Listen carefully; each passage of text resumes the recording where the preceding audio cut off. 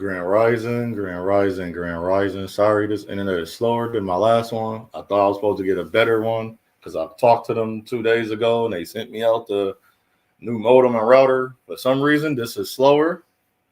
So, excuse me if you see a lot of breaking up. And today is March 11, 2022 at 0500 hours and 27 minutes. This is me talking about my life. And as you know, my channel platform is based in the talks to young Black men, African descendant men, Indigenous men. I believe in the race structure, and there is a race, but I don't believe in the hatred part of it. So I don't think in that way, and some people may not think in that way, and I do, because I know there's a difference, not by how we treat each other, and not by how we look. It's how we act, how we think. There's a difference, and it's not programmed. It's not socially programmed.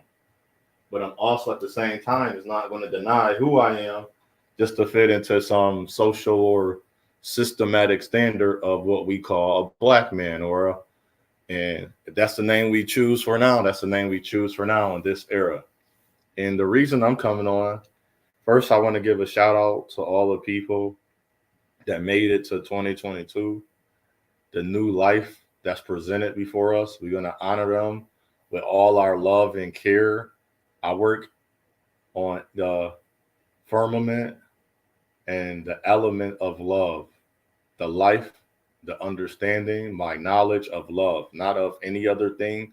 Love is a seed, just as a man when he implant his seed inside of a woman and it's Mother Earth. So love is the cause of everything. Nothing else can replace love. Love is the most underlying thing that you can have in life. And that's where I speak from. I don't speak from a place of hatred or condemning and persecution and hatred and bad and evil. I don't speak from those places. I don't have to, because that's not what I'm full of. I'm not filled with that, and that's not my life. And rest to the souls that has passed on that left a wealth of knowledge, love, and memories. Can we get a shout out to them in a moment of silence?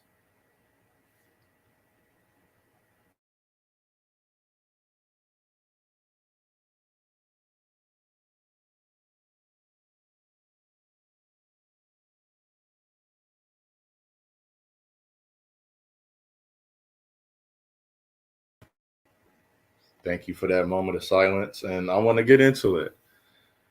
As my title says, start of my love journey.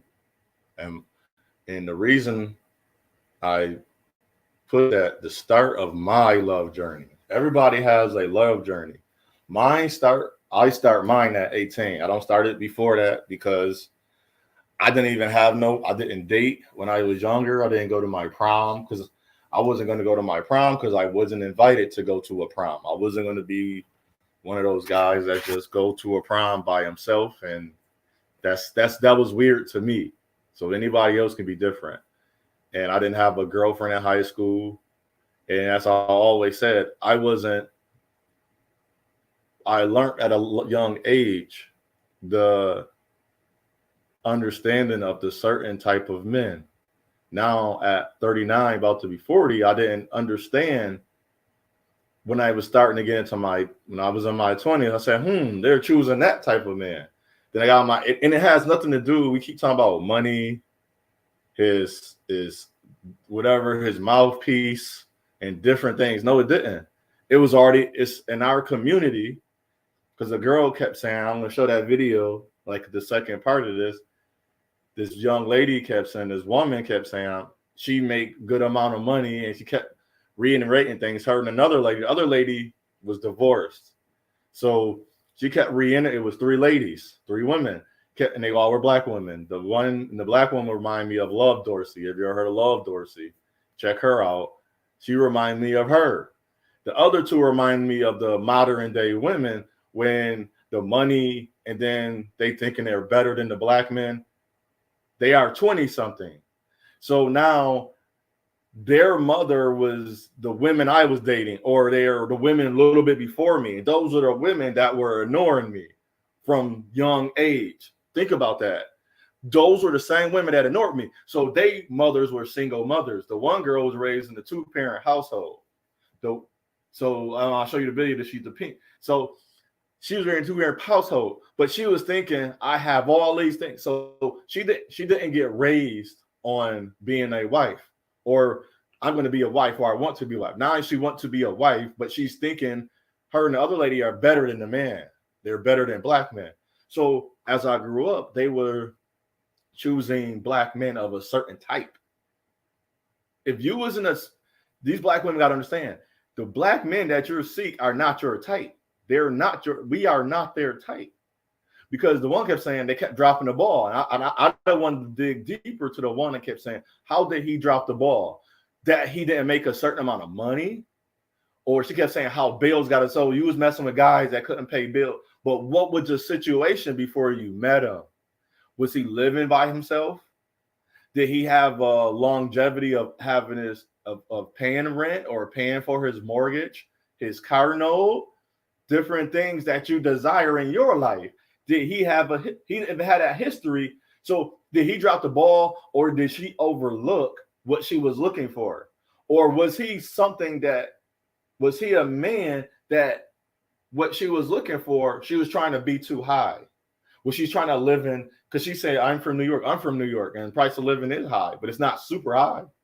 But to say that he has to have certain things down, you start certain type of men. You went from a certain type of men growing up to, and then this was black women are doing. They're going from certain type of men growing up to now trying to be with you. And it's like, the average man don't make that amount of money.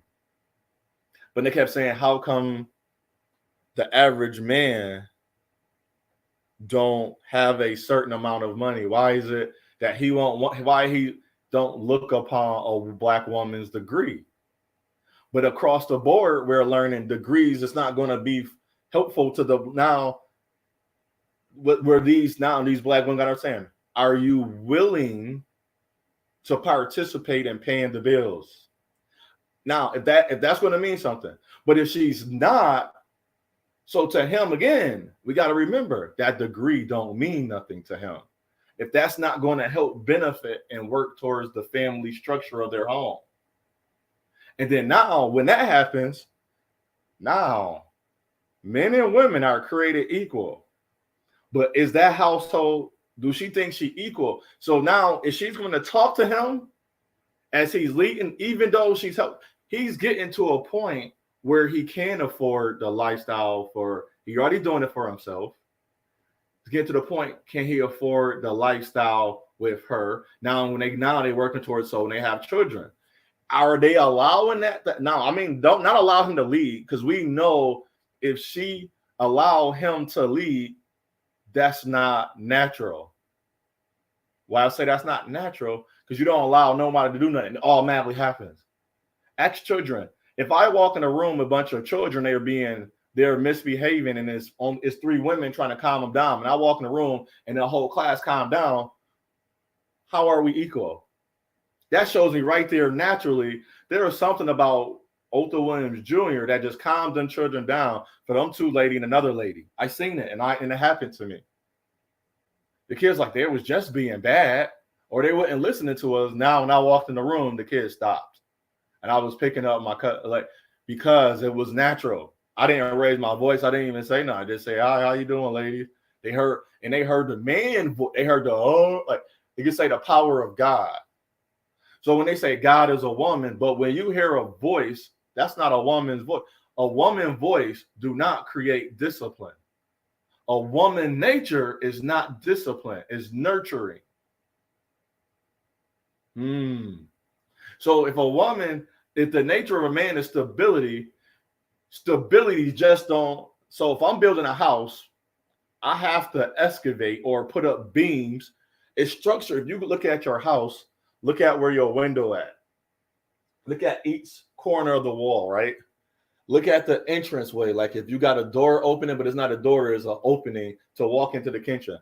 There's a pillar. There's a post. There's a beam there. All of the 4 corners, there's a beam. There's different things holding up this house, this part. And That's what, and then everything else, you see a wall.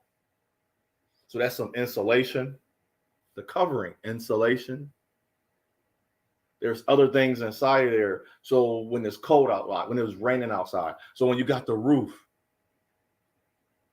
See, if we building a house, do you mean spiritually or physically?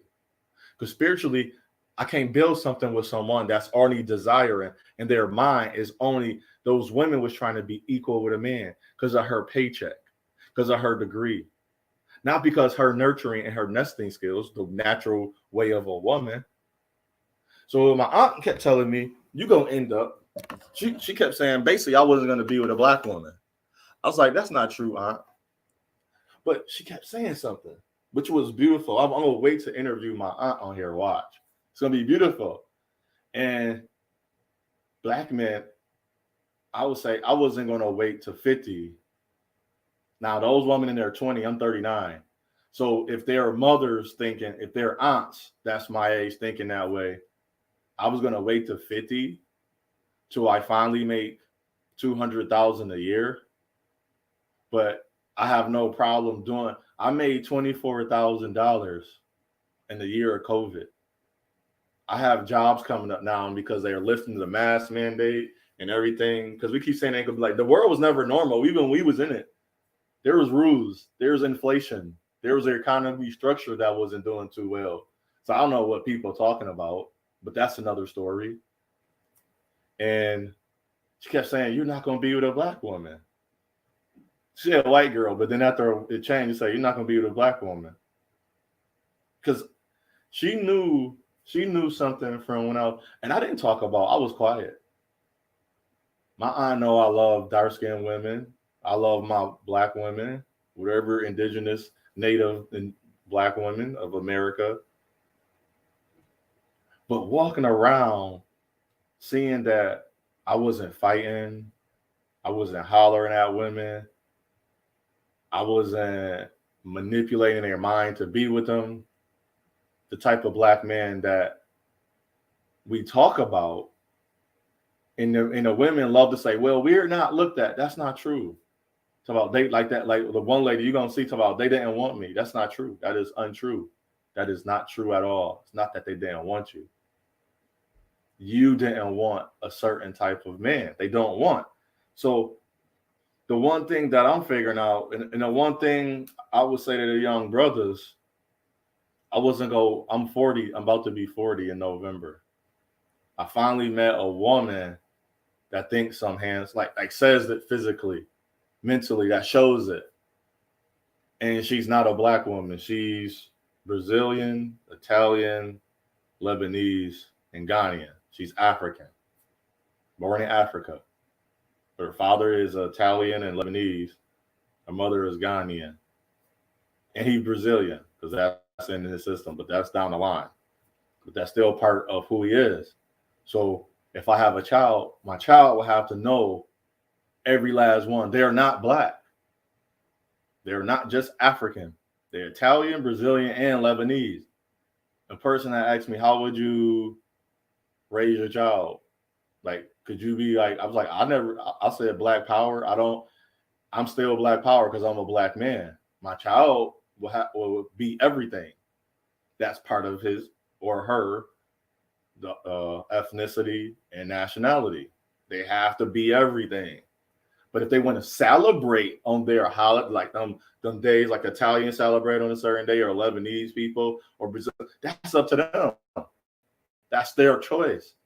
But they wouldn't walk around and say, "Well, I'm just black." No, that's not true. Or I'm just African. That's not true either.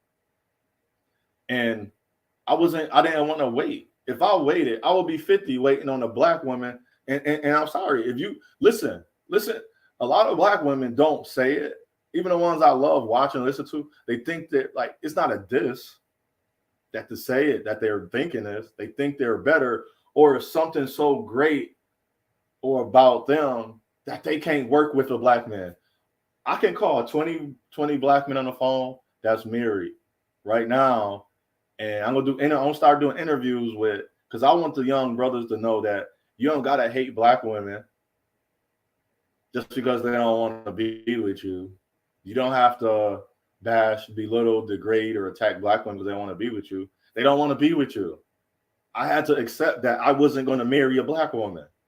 And still now, if this say the one I'm with now don't work, that's because she's not a black woman. I'm still accepting that I'm not, but I'm not about to wait. I'm done. I'm like, I made it to 39, about to be 40. I'm sorry. This is important to me. That is very important about a woman. I still want to have children. I want to at least have the opportunity to have a child. I'm not as vibrant. I'm not jumping around, kicking and I was like, you know how they say light on your feet? I was light on my feet 8 years ago. But now is no. I'm gonna wait. And the reason I wouldn't wait to 50 is because it's even if it don't work out with the lady I'm with now, this African and as Ghanaian, Brazilian, Lebanese, Italian, and Brazilian. I'm still not gonna bash black women. I'm not gonna degrade and belittle them. But I don't see no more. It wouldn't be no more of a reason. But I keep doing. I'm only going to talk to the young brothers because she enjoyed all her life. Because a lot of black women, even before I met her, she's 29 though.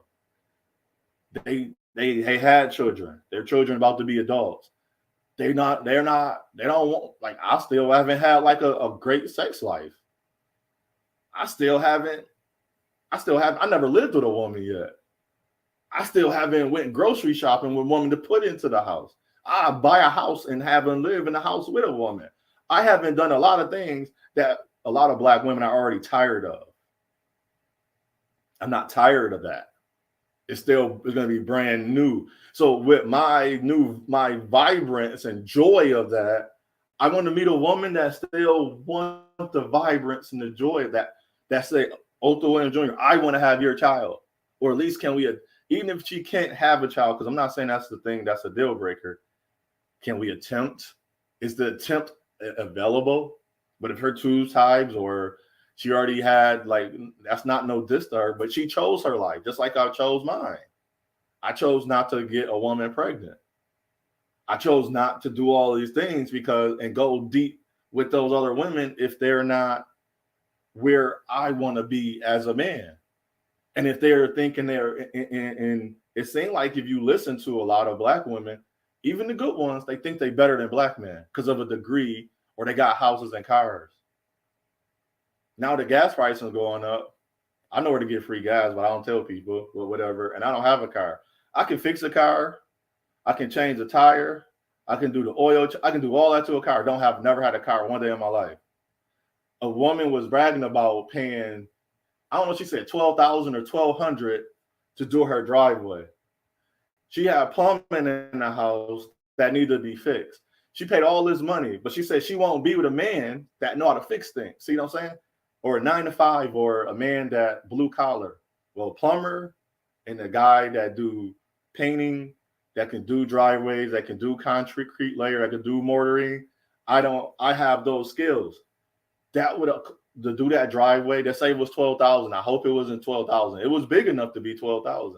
That'll probably cost her $2,000 if she was with a man. But this is the idea that black men, we are trying to convey or try to explain to black women. If you want a certain type of black man, he may not make six figures, but you're not going to need six figures. A man, I keep saying now, which I want to do, he built a house for his family.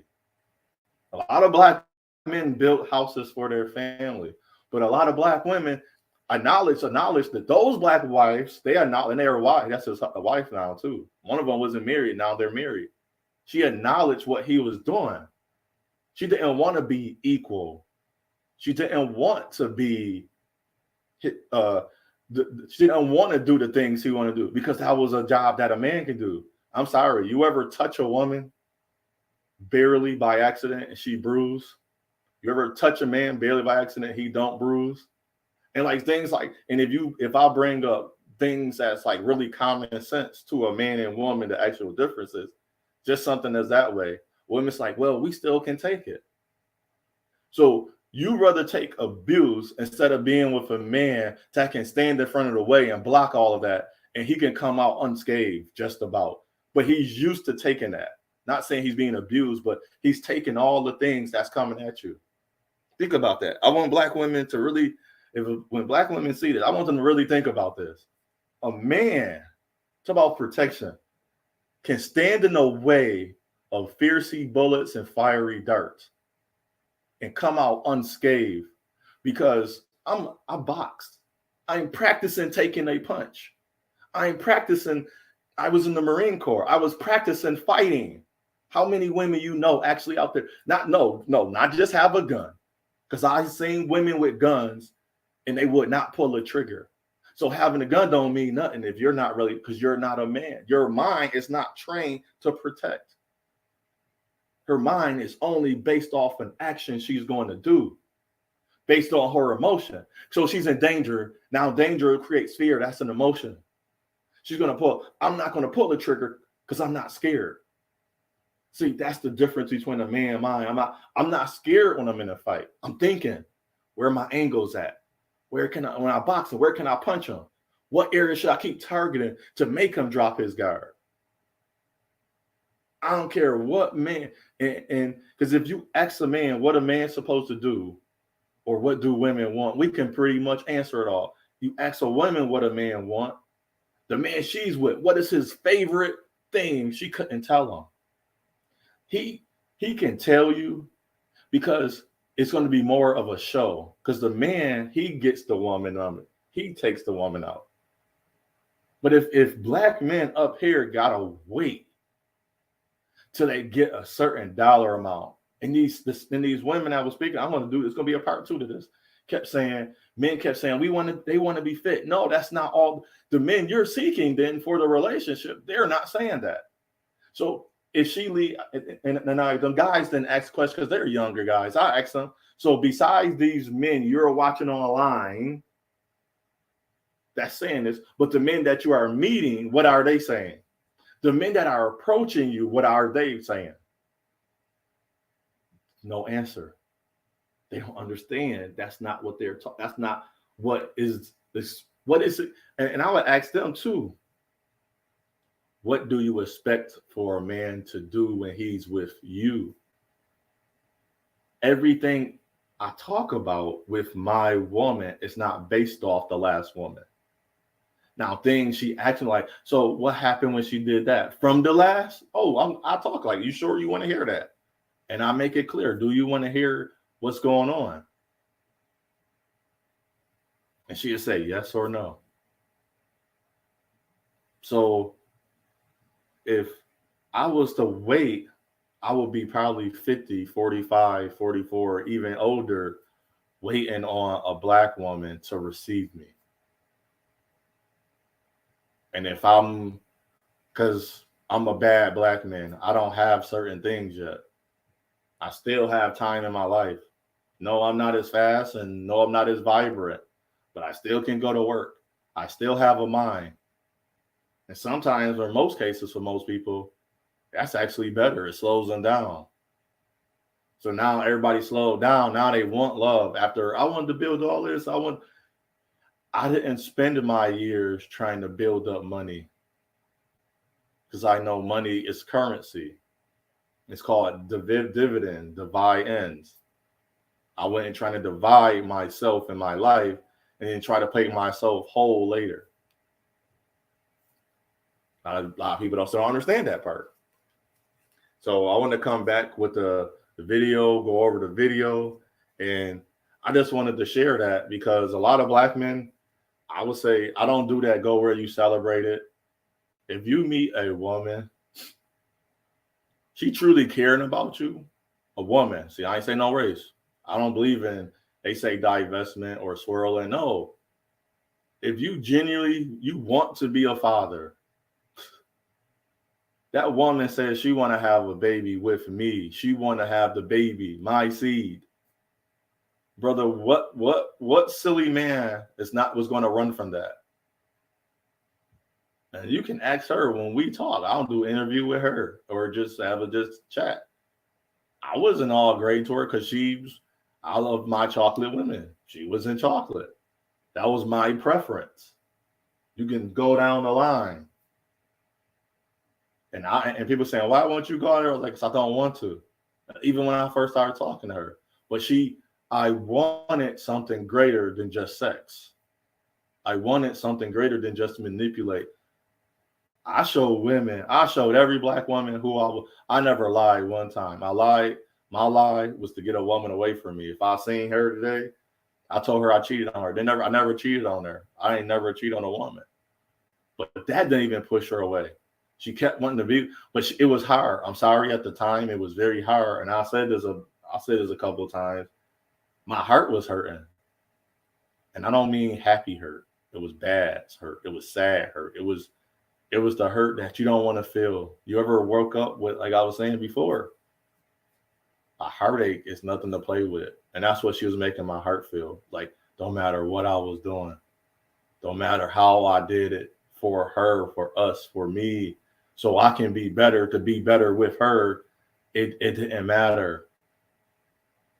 And then nagging, that's old. So the one lady was saying, I don't want to argue over the bills. We wasn't arguing over bills. She was mad over stuff that I couldn't control. But if you don't want to work, you got to work with me. But if you do work, you can't think you equal because you're putting food on the table. So, but if you want to live with a non-traditional, traditional, modern lifestyle with a man, where is the man placed already? She got to understand, where is he placed before he even meet her? How is she? So it's things she's not going to bring. So if she got a nasty attitude, how is she going to keep that nasty attitude? How is she working on that being single? That's something you can do. I don't have to be mean to somebody because I'm having a bad day. I'm not going to bring that energy. So if she's going to work and she has to be, no, and I'm going to do a video on this. People going to disagree. A man is a man and a woman is a woman. A man never have to be feminine or acting as no. I don't believe in all that people say. Maybe it's the wordage, the verbiage. That's not true. A man is always going to be masculine. A woman is going to always be feminine, don't matter what. That has nothing to do. I don't, there's too many terminologies for me. We grew up like words when a man was acting soft. We called him a chump. Like being funny. Oh, you a chump. You a punk. You ain't fight him. You ain't talk to her. You ain't because you're not being bold. We ain't use alpha and beta because they start using that to separate. The more words you use, the more divide. So all these new terminology is going to divide black men and black women more and more and more. So all the black men, as Otho Williams Jr. is a certain type of black men that desire a lot of black women that don't see Otho Williams Jr. as in a certain in their mind and category, even from the jump. Because if you go from the beginning of talking to someone and it don't fit your ideal of a person, it don't go far. So if we have a high percentage of single black women, but still black men are getting with black women, and if we think that one is better or is more, like black women think is way more black women than black men, which is already everything that you can look up, all this stuff is debunked. Because I have to use a lot of those statistics because even in my heart, a lot of the stuff that using statistics is feel wrong. Even about black people enslaving black people. I tell them, like, why do we believe that? Why do you believe that there's more black women? Just because black men are, well, what about the gay black women? What about black women that's dead as well or being killed? Or what about the black women that are incarcerated? So that means the community as a whole is going through the same thing from both sides, the male and female side, the man and woman side. Then even the statistics I looked at that shows that if anything, there's 2 black women, 1 black man. So it's 2 to 1. So if you keep doing that, I say it's out of 46 million, it'll probably be 100,000 more black women than black men. But a lot of black women don't even want to be married. They don't want to have children. They don't want to be with black men. They want someone that just want to be single. So it evens out. Any way it go, trust me, there's a balance. So as a man, I can't change my man. It's like, well, you become feminine when you're around a child. No, I'm still a man. I take on that man nature because I have to be disciplined. I have to be steady. I have to be a father. I have to be loving. Don't escape me because I'm a man. I have to be loving. I can't be at work as a CEO or on my business and trying to traffic this section of the employees, this section. I got to delegate. So when I'm at home with my child, I don't have to delegate. All I can do now is be the man I'm supposed to be in front of my child. And as that woman, she don't have to be less feminine or more feminine or masculine or more mannish or whatever. She just can be nurturing. That's how I look at it. I don't believe in the separating of all these terminologies. A man is a man. He's a man. His man nature. A woman is a woman. She's a woman. Her woman nature. In a woman nature, there's nurturing. There's nesting. So the home is the nest. She's nurturing in the nest. Outside of that, I'm there for the discipline, the strength. So she don't have to be that woman. As a woman, I would never, if I was a woman, I would have never listened to nothing. I don't watch stuff online. I don't even read certain books. I wouldn't read about femininity coach. I don't need a feminine nothing. I don't need nothing. I'm a woman. I am that all day, every day. Because I'm saying that, like, not being funny. I'm not trying to say I'm trying to be trans. I'm trying to, if I was a woman, because I'm a man now, I'm saying I don't need a man coach, a masculine coach, an alpha coach. No, I'm a man. I'm a man all day, every day. That can't change because of me. And I don't work in the side of not heterosexual or straight. I don't work in that other side. So I'm not worried about what those men are doing to be the men they need to be. I am working with the side of Otho Williams Jr. I need to be a man. I got to go out. Okay, I'm going to pay my bills. Okay, I got a job. Good. Check. That's already checked off. I don't need to think about that no more. Okay, now while I'm at this job, there's other things I can do. Now, if I was a father or if I'm being single, now I'm single, I got to check myself and say, what skills do I have? At this job, what skills am I learning? That's the part of the man. That's a whole nother box. I don't know what to call those words. And I'm just going to say those are skills that a man should have. So as a woman, when she had her job, she's thinking, and that's why more women across the board of every race have more degrees, every race. Asian women are number one and like, so when you actually do the real research, Asian women are number one in degrees, but they're still being married. They're meeting their husband in college. They're not, if you look across the board as well, if you look at every other race women, I see the most ugliest dude with the prettiest women on the regular basis. Just in my city, I can go to these colleges, the Middle Eastern dudes and the Asian dudes. Of course, Latino is different. And even them dudes, they be with the most prettiest women. We the only one. Talk about the beauty standard of America is a white standard. No, it's not. We create our own standard. A certain looking black man. So when that black dude have on glasses, but this black woman that do love them, it's not highlighted because those women don't have time, because they are not.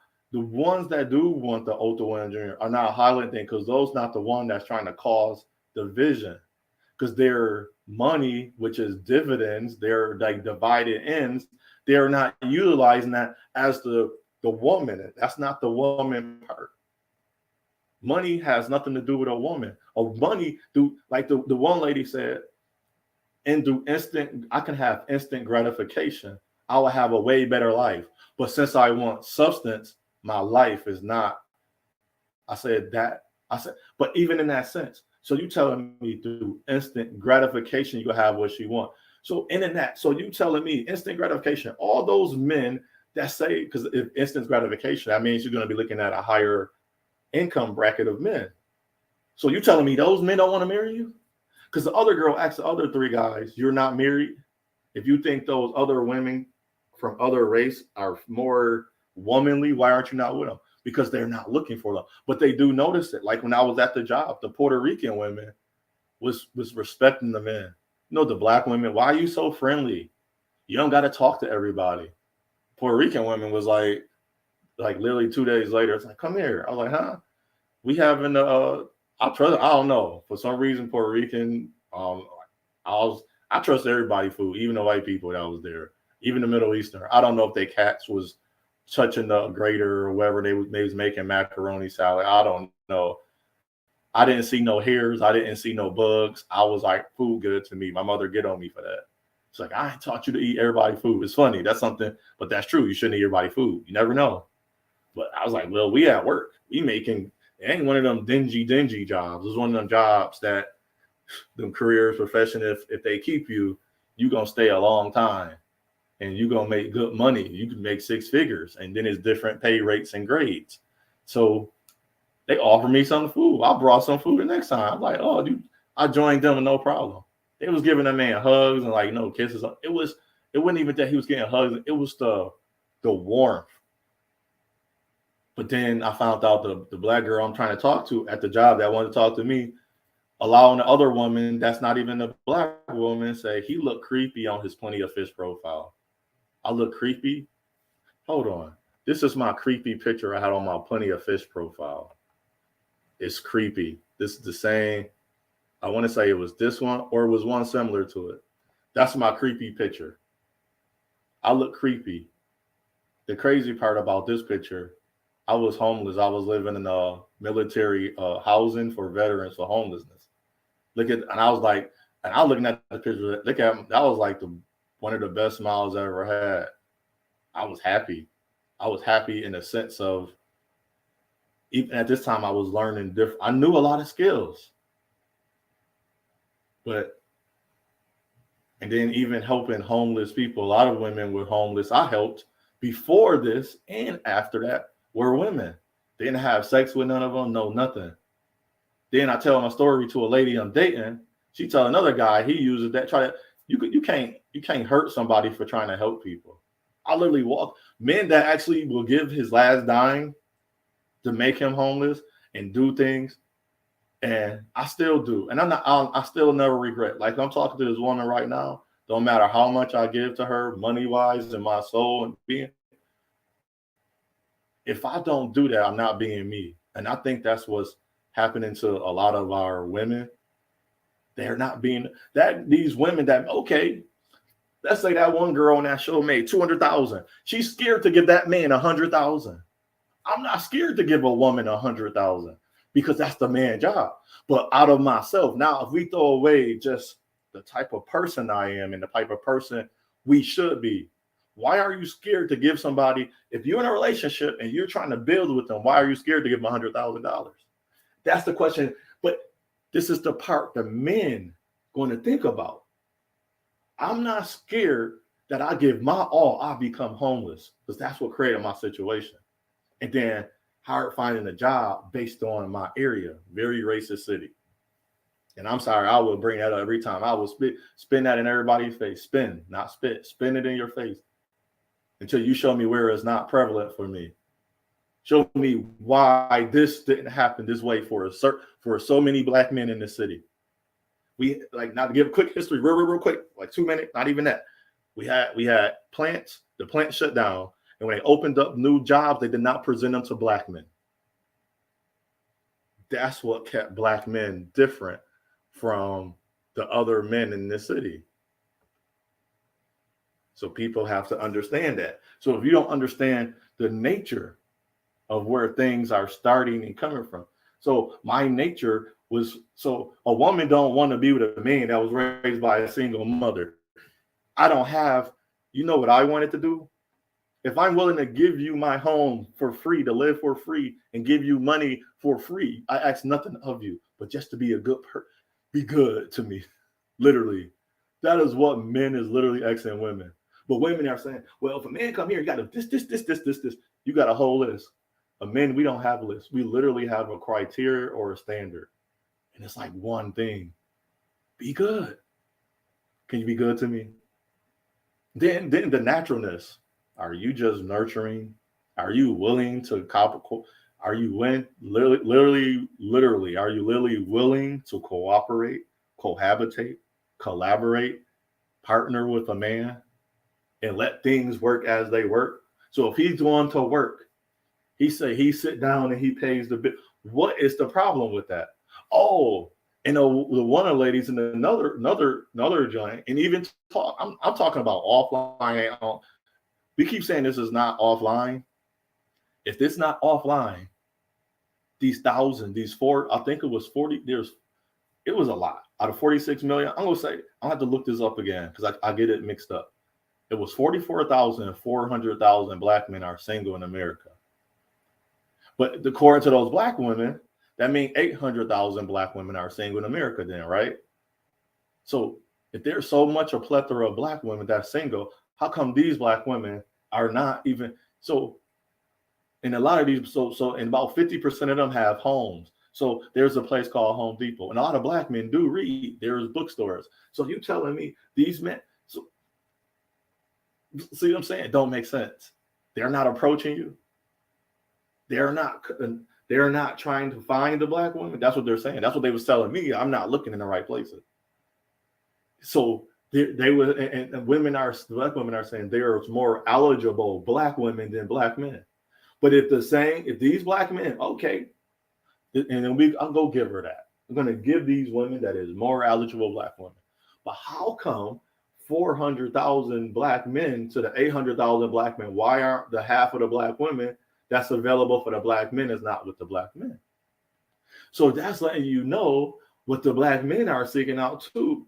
And people's like, sometimes, because I experienced this, I was dating a woman. She lived with her mother. She didn't want to be with me, but she would be with a man that's still a male. Well, he's a man that still lived with his mother, or he shared a room because he didn't even make enough money, or he couldn't afford it. But I can afford going on a date with her, paying gas. No, I don't have a car. Or because even when we went on our first date, the second or third date, she's like, how did you beat me here? I said, I don't know. You got a car and I don't. So I don't know what to tell you. Anything, I still do things on my own. I don't have something because I don't want that. That's the difference. I'm not saying, well, I don't because I don't have the money. No, I just don't want it. I don't want to do so. That's not, driving was never my thing. I'm not saying I'm not never go. I know how to drive. So say my woman was in labor, I can drive her to the hospital. I can drive her to it. I can make it to an emergency. If not, then like somebody said to me, what if your mother was dying right now? Right now, that means I have 10 to 15, no matter how long you look at it, I have 10 to 15 minutes to get to her. And she died in 2 minutes. And that's, I know I go to the string sometimes. It's like she still would have died in 2 minutes. I still have 10 to 15 minutes to get to her. So how would that change? But I just, perspective of how I think is totally different from people perspective. So if I had to wait till I'm 50 to be with a black woman, I'm good. Because I know a lot of black people, and that's your choice. If you're a black person out there that's single, that sees this and it viral go day, or one day this come in the backlog of YouTube and the algorithm, I'm not willing to wait. Sorry, I have. This is the greatest thing about love that nobody talk about. When you have love in your heart and you love yourself, so you be loved, you want to share it and give it away. So talking to people that make $1 million a year to people that's homeless on the street, it don't matter to you because you're sharing who you are to people. If anybody know me, that's why I go every YouTube channel, everybody. I'm active on everybody on my subscription as much as I can. And it's not taking up no part of my life. It don't take no click, hit the button for them, help them out. Then if I get an opportunity on the topic or a chance or invite, I'm going to interact with them. But that's type of, so people like, women say they don't want a friendly man. Well, I'm being pleasant. Well, if that friendliness scares you on your insecurity, has nothing to do with me. But your insecurity shouldn't bother me. My insecurity shouldn't bother you. You ask any woman what my insecurity is, they couldn't tell you. Because I don't bother them. Because you know why? Because the first two, anything that got the first two letters that start EN or IN has to do with you. Nothing to do with nobody else. Anything with the word I in it, that's you. And they say myself, that's you. You, that's you. Has nothing to do with no one else. So the woman I'm with now, my love, my wifey, everything I experienced before her that caused me to think a certain way, Has nothing to do with her. Now, the other topic that women say, I want an emotionally intelligent man. No, you don't. No black women don't. I'm talking about black women because I was. This is what I'm talking about. I was going to wait 50 years for a black woman, and I'm not waiting 50 years. If you count the time that from me being, how would you do that? Being single, right? I said at 18, correct? So if I count 20, 22, no, wrong number. So I would count how old I am now. 39, take away 18. That's 21 years of me being single before I met the lady. Think about that. A black man, 21 years. And then a lot of black women would say, how come you don't have nothing to show? Grand Rising, sister. I was like, well, I don't have nothing to show because if I was making, like I was expressed earlier, if I'm making $200,000 a year, I gave $100,000 to my woman. Why is that? But that's the man job. I'm just talking, whether somebody hear me or not, just for the young brothers as usual. And so would you want to come on, just talk. I'm just talking now and things of that nature. This is about black men waiting, or it can change into whatever it can, but it's not nothing about this and nobody. If you go back and skip through the video, I didn't diss. I'm just sharing my side of my experience, like you did with brother JT with your interview. Was beautiful. I was in the back because I was listening, because I think I was out and about the whole time. I was getting groceries that day, so I didn't want to just chime in. And then, I love to interact with everybody. And so, but again, if I waited till I was 50, would I met the black woman I was supposed to, or allow the universe, the energies, the Almighty, the Creator, to allow someone that was interested in me to be interested in me, and not jump through the hoops and gallery and the fire hoop. No, you got the fire hoops and everything. So 21 years later, I start from when I was 18. I know a lot of people. You're welcome. I could share. I don't know if a lot of people. I don't know when people start their love journey. I started mine. I say at 18 because 18, as you know, even in the world, that's the legal. That's the, if you want to come on. And if your journey, when did your love journey start? I say 18 because after you graduate high school, like I was hoping to meet someone. I know it was situations in high school where I don't know. I never felt as, I know I say this a lot, and that's another word, another terminology. Or brother called me an incel. And I still don't know what an incel is. They try to explain it. I still say that's not an incel.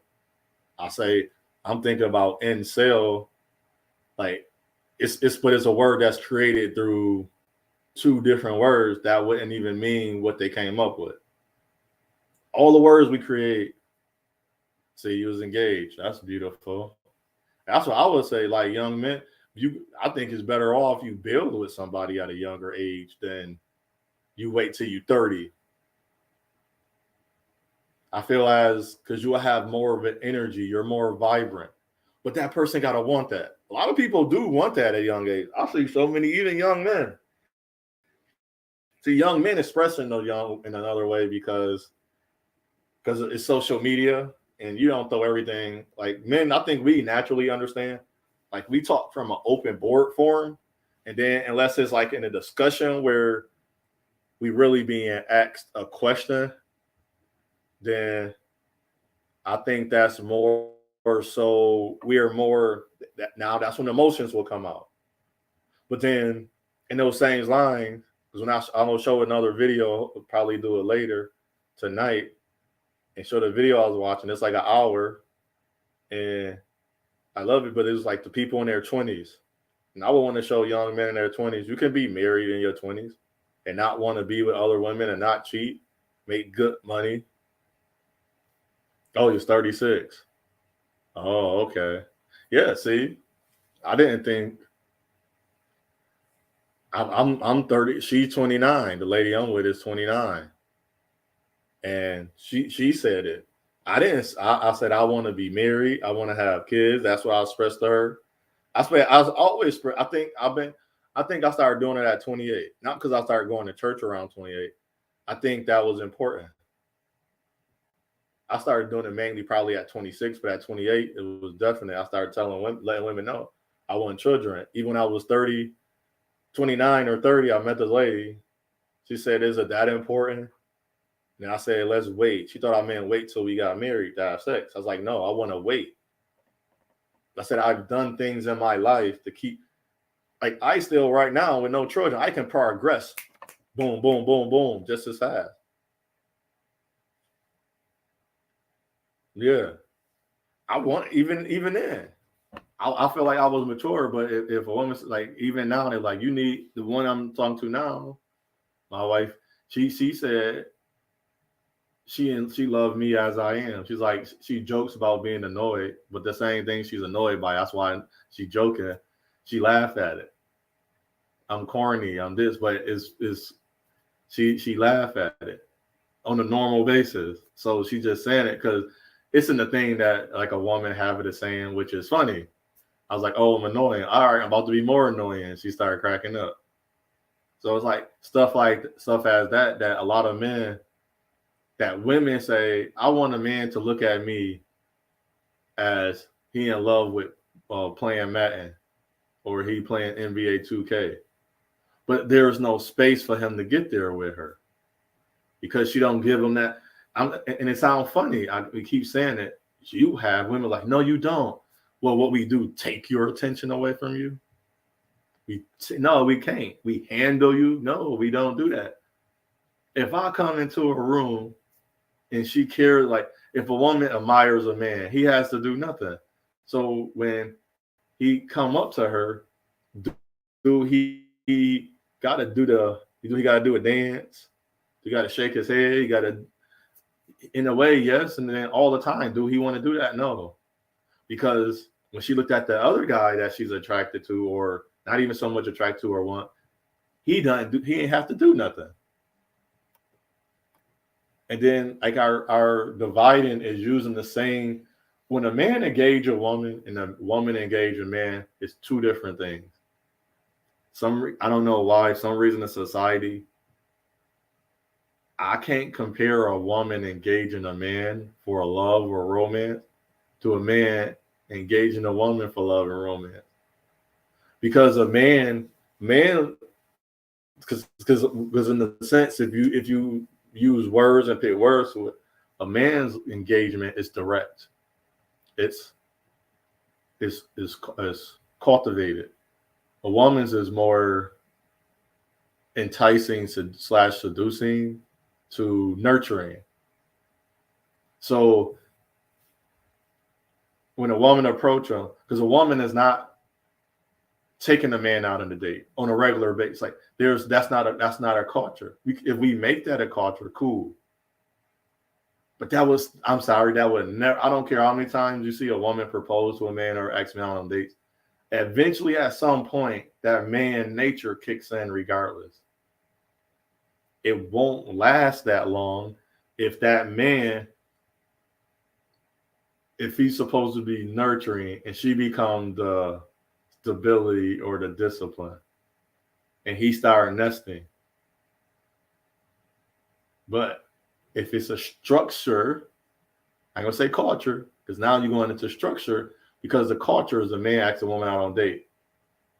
That's a culture.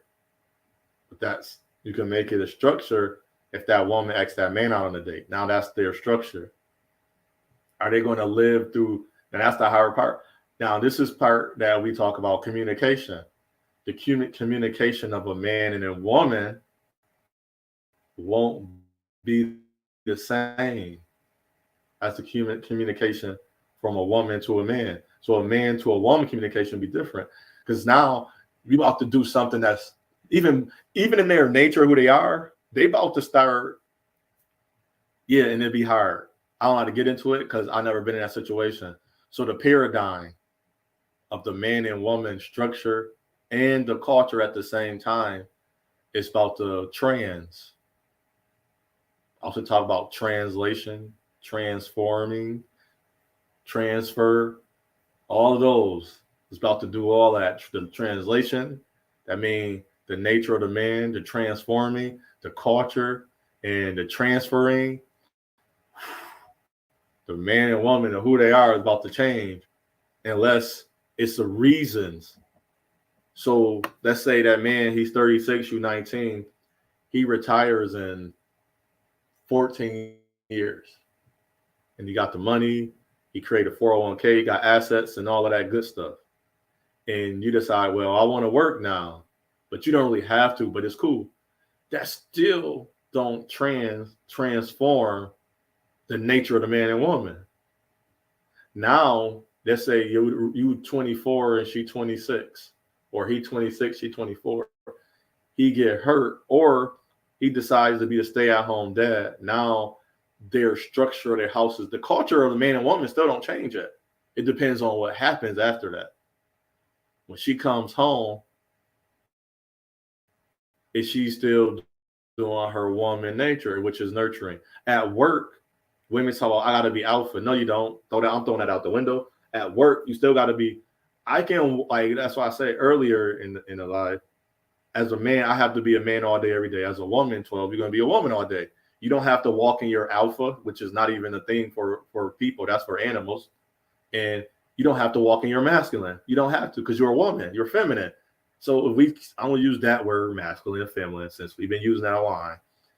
I'll say man nature and woman nature. So I'm gonna say the man and woman. So the man nature don't change who he is when she walk in that house just because she's the police chief or the chief of the fire department. She's still, when she's at the work, and this is, I will explain to a lot of women, when you at work, keep your femininity, keep your woman nature, stay nurturing. You don't have to leave that. But they don't understand. You don't have to be now. You don't have to dip into the man nature. That's masculine. You don't have to dip into that.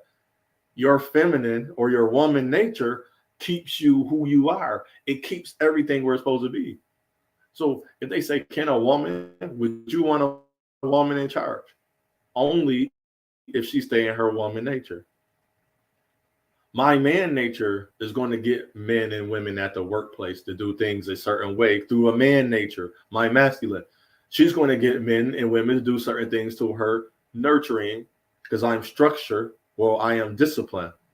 I'm going to be more sturdy. She don't have to be that way.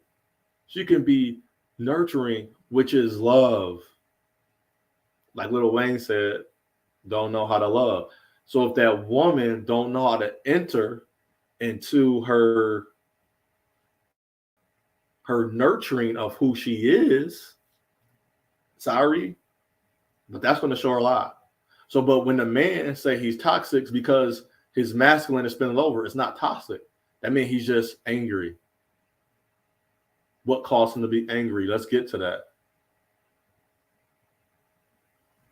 Yeah, but she got to know how to work it. So, instance, the first lady at the church I go to, and I still go to, even though I'm not a Christian, I love the people. That's what kept me at the church in the first place. Her daughter, the evangelist, she never stepped out of her womanness, her feminine woman. I never once took it to be harassment. And you know why? She never touched me. And she never said words to me. Yeah. And she wasn't supposed to adapt. She was supposed to, as that the evangelist, she stayed the woman. She'd say, OJ, you haven't been to church in a while. That's what my mother would say. That's nurturing. See, my mother nurtured. She didn't say, OJ, why you haven't been? See, that's what a man would do. Or like, come here, sir. Can I talk to you in my office? That's what a man would do. She said, no, OJ, why haven't I seen you in church? Like, that's what the woman would do. Like, the woman is going to depict what she needs to say to you in a womanly way. I don't have to say, when I'm talking to a little girl, I don't have to, a young, so now let's do reverse. If a man boss, or I hate saying the word boss, manager or supervisor, got to talk to the woman, I don't need no help. I don't need no help. Come to my office. No, I know how to talk to her. Say, well, I think we having a problem on the floor. She probably will say, what's the problem? The men are feeling you are dressing a certain way. And I say, I like you in my office. And this is how I talk to her. Now I have to use my knowledge and understanding as a man, my manness, my man nature, my wiseness. I'm not going to tell her to do it. You're wearing a dress. She's going to say yes. Right now, if you bend over in your dress, how much of your back of your leg can I see? And this is deplete all of the topics of what a woman should and or should not wear. Well, if something is doing something, if your action of your apparel, what you're wearing, is creating something to be revealed, I would say, well, are you? That's how I would talk to her. I've been the manager of a shop because I was a sergeant in the Marine Corps. So I have manager skills. Even before that, I would ask her, you think, or now just say I didn't say it that way. I say, man, would you think that's okay to wear that dress in any event? And then she say yes, like she said yes. I'll say why. Then I would have to use that. Well, if you bend over right now, to say when you are too soft, males that are sexually attracted to females will become attached. Women learn to create tough exterior. But you don't know. You don't have to. Because I try to explain this over and over, 12. I'm telling you, when that woman is in her woman nature, that won't happen. That's why when I was on Facebook, they laughed at me. I said, I want a woman, the woman I'm talking to, she's very motherly. You don't have to. No, you don't. No, I'm trying to tell you.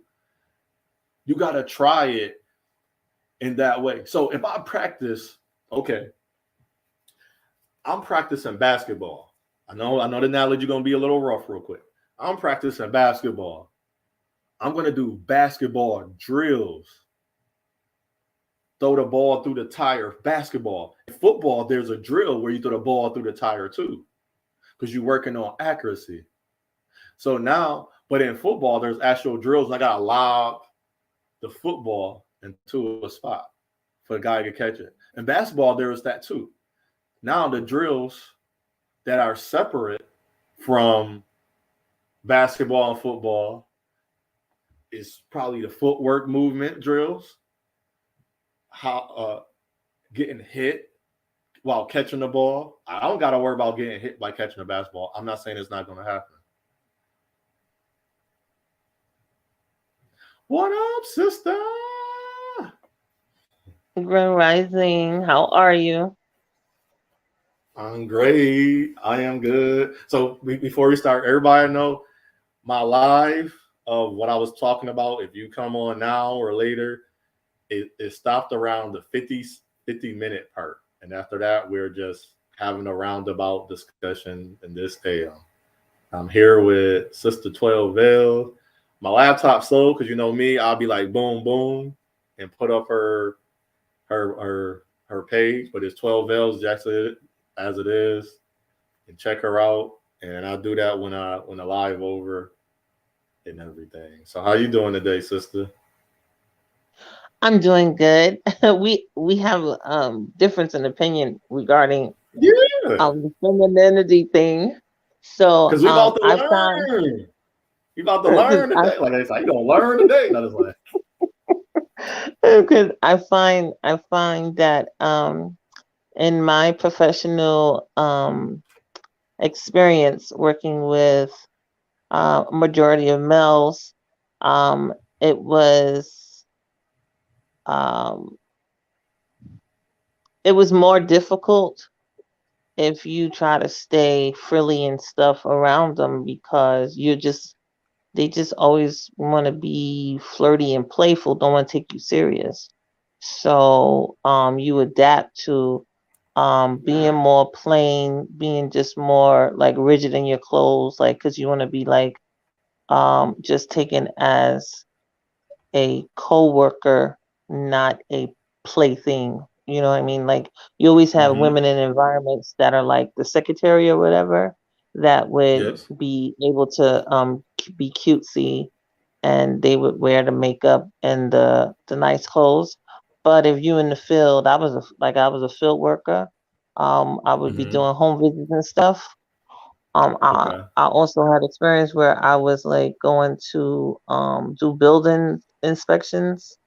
So, you just learn how to just be plain face, no nonsense.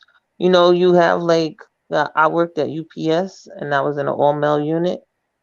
All of us dressed the same, right?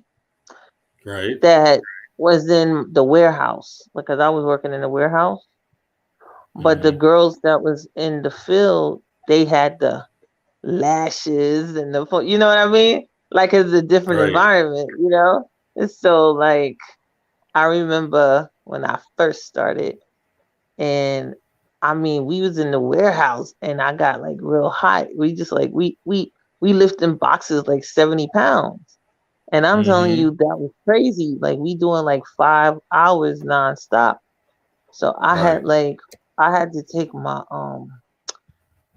I had to take my You my showed my them tatas out, huh? I was like, I had to take the thing open. I was sweating, man. It was horrible, right? And uh-huh. and it's like right away you like the guys can't focus. You know what I mean? Like you're Right. not Right. the same. So you gotta like you gotta adjust. Like even if you got your hair cut and everything, they still see you as a female. Like it's like a sex. It's depending on what type of men you're around. The guys are just Mm-hmm. constantly be trying to talk to you, trying to ask you Mm-hmm. out. And if you like if they see you as one of them, you ain't into the women, they gonna start talking to you about women. Like they was asking, they was like, yo, do you think a bird works? Because remember, yeah, these guys used to call girls birds at Yeah. one point. So then they wanna That's they true. You wanna ever looked start up talking. on Huh? Twitter one time? We looked up the word bird. That was funny. And they say how you attract a woman. She a bird, and we looked up how you attract a bird. And we all was to start dying. And even though women started cracking up, it's like, why y'all calling this out? Because like to attract a bird, you gotta give them food. You gotta pet them. It was like funny stuff that like you really do when you attract a woman. That's why we did it. Right, The metaphor was like right. because they act like birds. Yeah.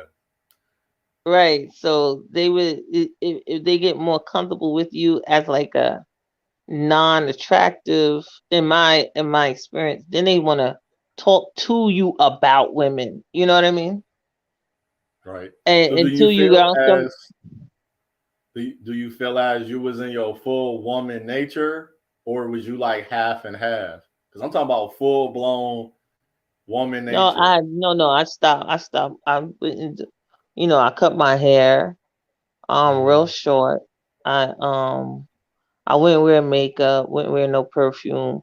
And then you see, even if you don't have any perfume on, they still say that you smell different. Like they would be like, oh, it's just the way it is. Like you get all the men together and you throw women in there, they can tell you different. It's just the way it is. And it's like, Mm-hmm. it's that's when you start seeing that if you want to try Wow. to still keep the edge of a female, you just work around other females. You do female work.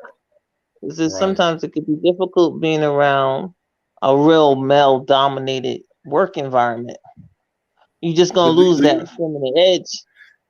so you telling me that you did all your feminine stuff, don't matter what, and the men still didn't show you the respect of you as a woman, like to say you ain't want to be left alone, or you ain't want them to talk to you. Did you really want that, or are you saying that men just in general is just going to keep talking to the woman regardless if she don't act more tougher? Like I'm say tougher because I don't want to say masculine or alpha. I don't like those words. I know. So since I know you don't like those words, I would You say can say them. that I'm not gonna say them. You can say them. I would say Say that it. Say how you gonna say it, because I want to understand I how would you got. become You got to more. say. I learned to become more aggressive, you know, and I Mm-hmm. would like I hold my different tone, you know, like I'm a stand straighter. I'm gonna hold my grounds. I'm keep my legs a certain width apart from each other.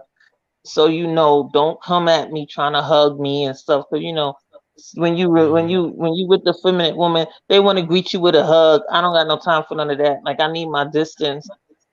You Right. know, they always want to be touchy, want to be cutesy with you because they like that playfulness when you're around a woman. The Mm-hmm. feminine woman, right? When you like Right. you don't got no time for none of that, you're gonna keep a distance. You're gonna lose you gotta lose that feminine edge because they're gonna always be trying to have sex with you. I find that regular men try to have sex with you all the time. Yeah. See, They don't I don't even know. care. Like, Like I find that when you're in a regular male environment, a male mm-hmm. dominated environment, they don't care. That's why I be laughing when people be talking Right. about women that have sex. I'll be like, how do y'all really determine cheating if all the men want the same woman?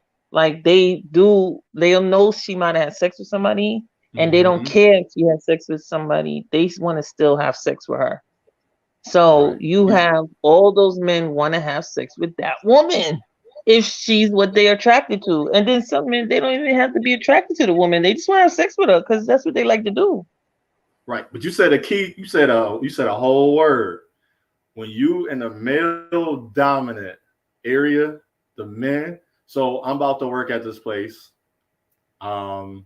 I guess I don't know if I can say it or not. I'm not gonna say it, but it deal with the packaging of the food you to make food sweeter. And I'm about to work for a company. That's one of the name of the company, U.S. with the make the food sweeter. I guess U.S. Sugar. That's male dominant, but it's women there. But what I noticed, I don't. When I was there for training, I'm about to go back again and work there because I didn't have my stuff up to date.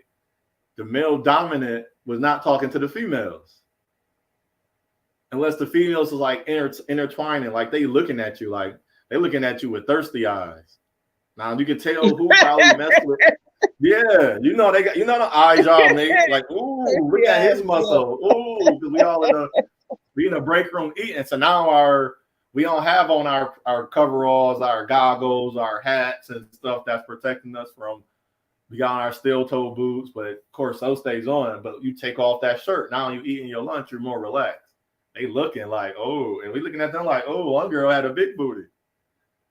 And it was Right. like, That's in your feminine, right? And then yeah. So imagine if you're too feminine. It's a distraction. The woman becomes a mm-hmm. distraction.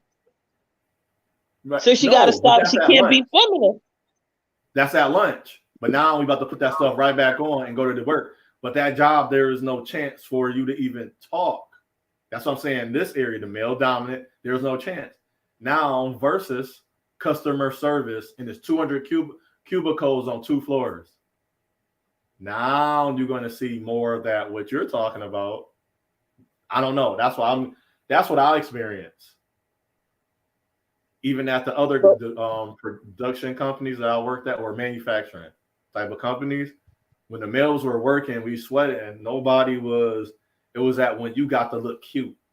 I got to wear y'all stilettos, high heels, spandex, which even says on the thing, women cannot wear it. Every customer service job, but women are. Don't let a man walk in with but we ain't gonna get into that. Y'all have on the stretch pants. Women are supposed to wear stretch pants at these places.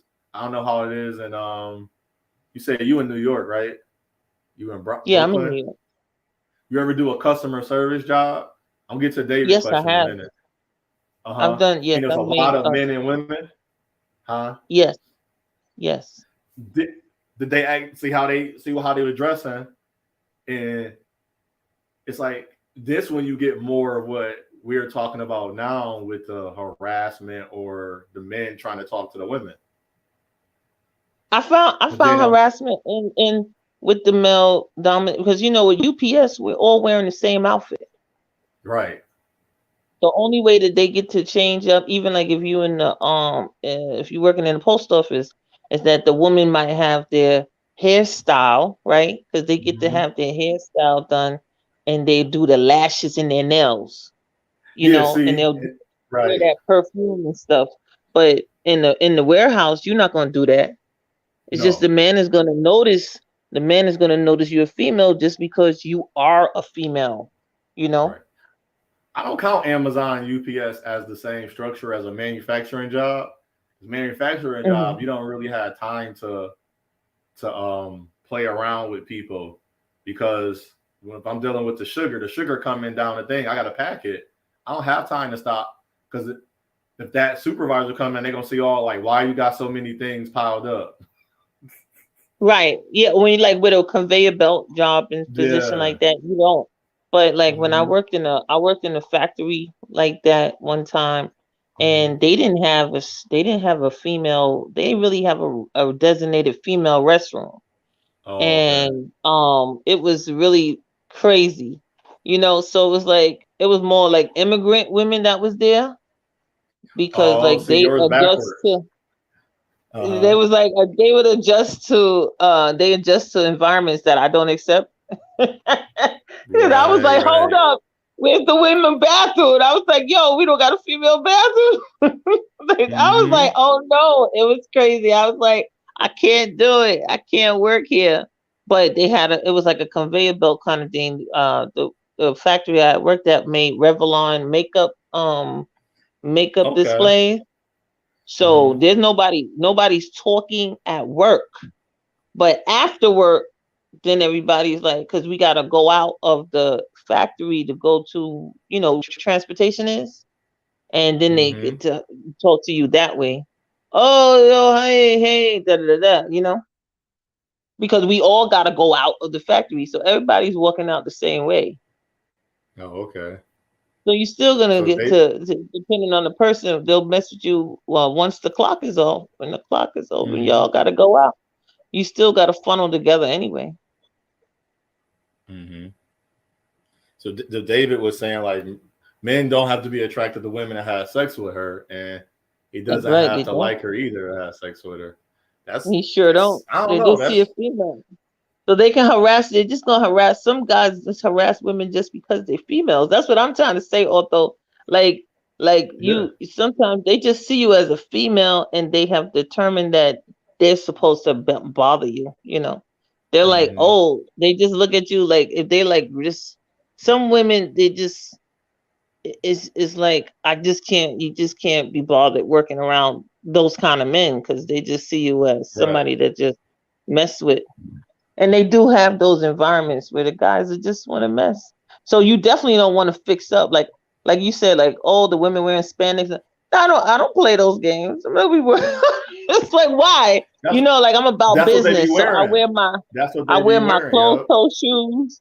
I know because they Mm-hmm. ready to play. And I bet they asking for money and stuff too. But when you about no nonsense and all serious, you wearing your closed toe leather shoes, you know, you wearing your slacks, you wearing your shirt with his high neck, and you are not about playing no games. You don't got no fake nails on, you don't have no Mm-hmm. makeup, and you don't have your hair all the way down your back.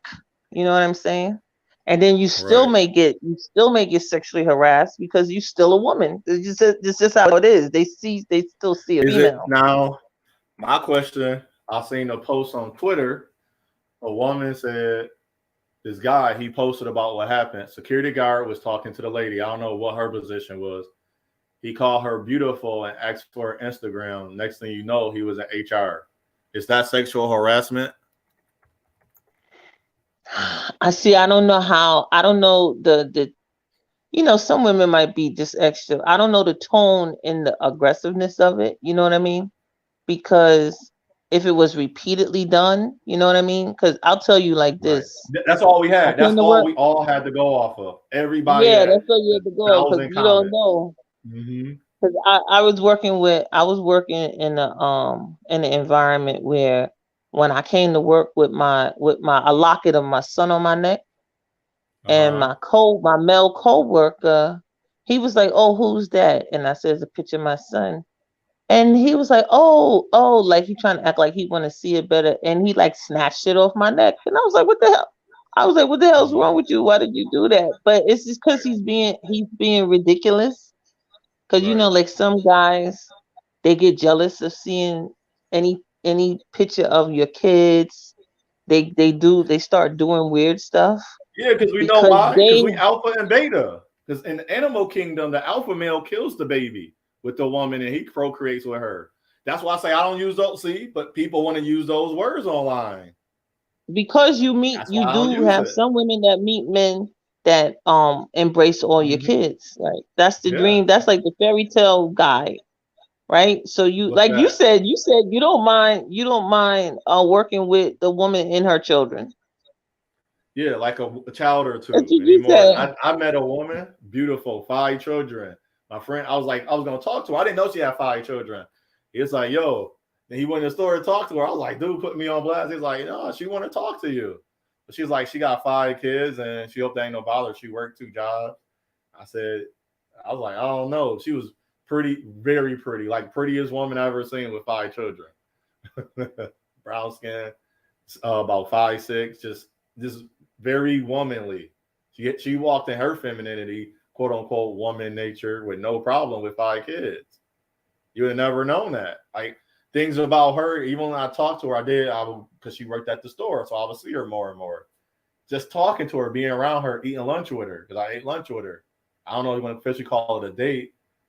And it was like I didn't experience nothing of that with a woman that has 1 child. And she's so angry and What? mean and Oh, the experience not one time. And we that's talked for a good amount of horrible. time. Oh no. Did you pay for the Yeah, it lunch? was Did you pay for the lunch? yeah. So then why so but why you would you be confused if it was a date? It was two what No, you felt she was didn't. two. No, I didn't feel because she had 5 children. You know, 5 children, you trying to kind of raising them by herself. But you got 5 kids and probably one man around. Probably need to pick up the 1 child, which I don't know. That's how it happened. But the way she was talking, that's what it seemed. And he didn't interact with her. She didn't seem like, and she's like, I'm not a hoe. I got 5 kids that I was being with men, and she was playing her. And I'll listen. Like if you told me your story, I won't say, well, 12. Well, you should. I didn't do that to her, but she was very womanly. She walked in her woman nature. I'm not saying that a woman has to be not tough, but I'm saying like that's a or be strong around men. But she didn't have no problem walking in her. I don't know. That's why I say it's a balance. Everybody do things to protect them, or they think that's to protect them. But I had Yeah, no because problem. like Mm-hmm. I live just me and my child. I started living on my own. My son was 3. So Mm-hmm. like I had encountered a guy from my building that Mm-hmm. I went out to go throw out my garbage and he was smoking in the hall in the stairwell. So he had on his like robe and shorts and I had on like Mm-hmm. my nightgown whatever because I just throwing out something in the garbage and then he was like, Woohoo! "Oh, no, it's nothing lingerie. I'm just saying I know we I'm know that joking. we live there. We know that we live Uh-huh. in the building, right?" And so then he was like, "Oh," and right away he want to start trying to flirt, and it's like, like hello, like let's keep about our business. You understand? That was a flirting And moment. Y'all women what? is rough. How Y'all are you rough talking on the about? It's not a perfect game. moment. No, because turn out he had a girl. You understand? He living That's with his different. woman. He just looking for another person to play around with, and I had to let him know I'm not the one. You're not gonna play around No, with but me. if we throw that away, let's bring up that situation, perfect situation. The guy outside, forget what y'all wearing, and he see you in a hallway, whether he in your building or he leaving out his aunt, grandmother house or apartment or sister or mother, and he seeing you. I think that's a flirting situation. If you take all that other stuff away, him having a girlfriend, I'm just saying in Uh-huh. general, would Yeah, that you be a mean like flirting an situation? opportunity to get to know a person? Yes, Yes, and just ran like into a you mingle outside your apartment. opportunity. Yeah, Right. yeah. Any opportunity. If you're waiting for the bus, you see them on the second time or whatever. Mm-hmm. You can say, "Hey, I noticed that. What I noticed, I'm seeing you again." Blah blah blah. I don't have any problem with those kind of Mm-hmm. conversations. But I do have a problem. if you living with a woman and you just trying to get the side chicks. This is not cute, you know. But I'm not well, here to play this game. I learned in Washington, men can have 5 women, like 1 man to 5 women, and they don't care. And then I also learned a lot of women have been with married women. I know you probably haven't. Would you even conjure up a reason why do women want to be with men that have multiple women that's or married or have a girlfriend that's already like established? Would you even have an idea of why women want to do that? I'm going to the bathroom so I can hear you though, but I'm gonna be on mute. Okay. So for what I've been told by women that don't mind that kind of environment, they just think that they can't get a man to themselves. So they also have decided that men always cheating or whatever they've given up on. And so they will accept a slot in a man's life, right? So as long as they have their time with the person, they're okay because it's like a designated time that they get to be with this man as consistent.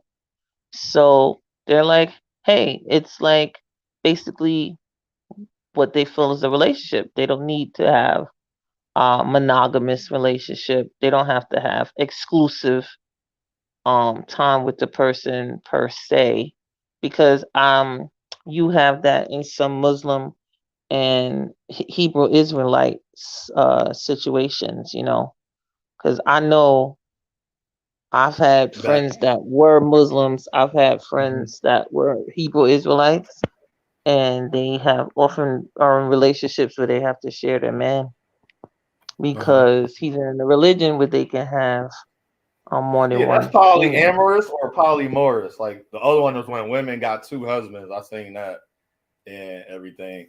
I'm just saying, like you're right though, because they think they Right, can't get another man. for the But women to have more than one husband, that's so rare in American settings. But mm-hmm. like right here, you can like right here in America and in the black community, if that It's not person is legal. Muslim, it's not It's legal. not But if legal. they I'm talking about Muslim, legal sense. or Hebrew Israelite, Mm-hmm. they have more than one. You know they live like that, Yeah. and some of Hold them on, hold try on. to have the thing. Talking, but hold on.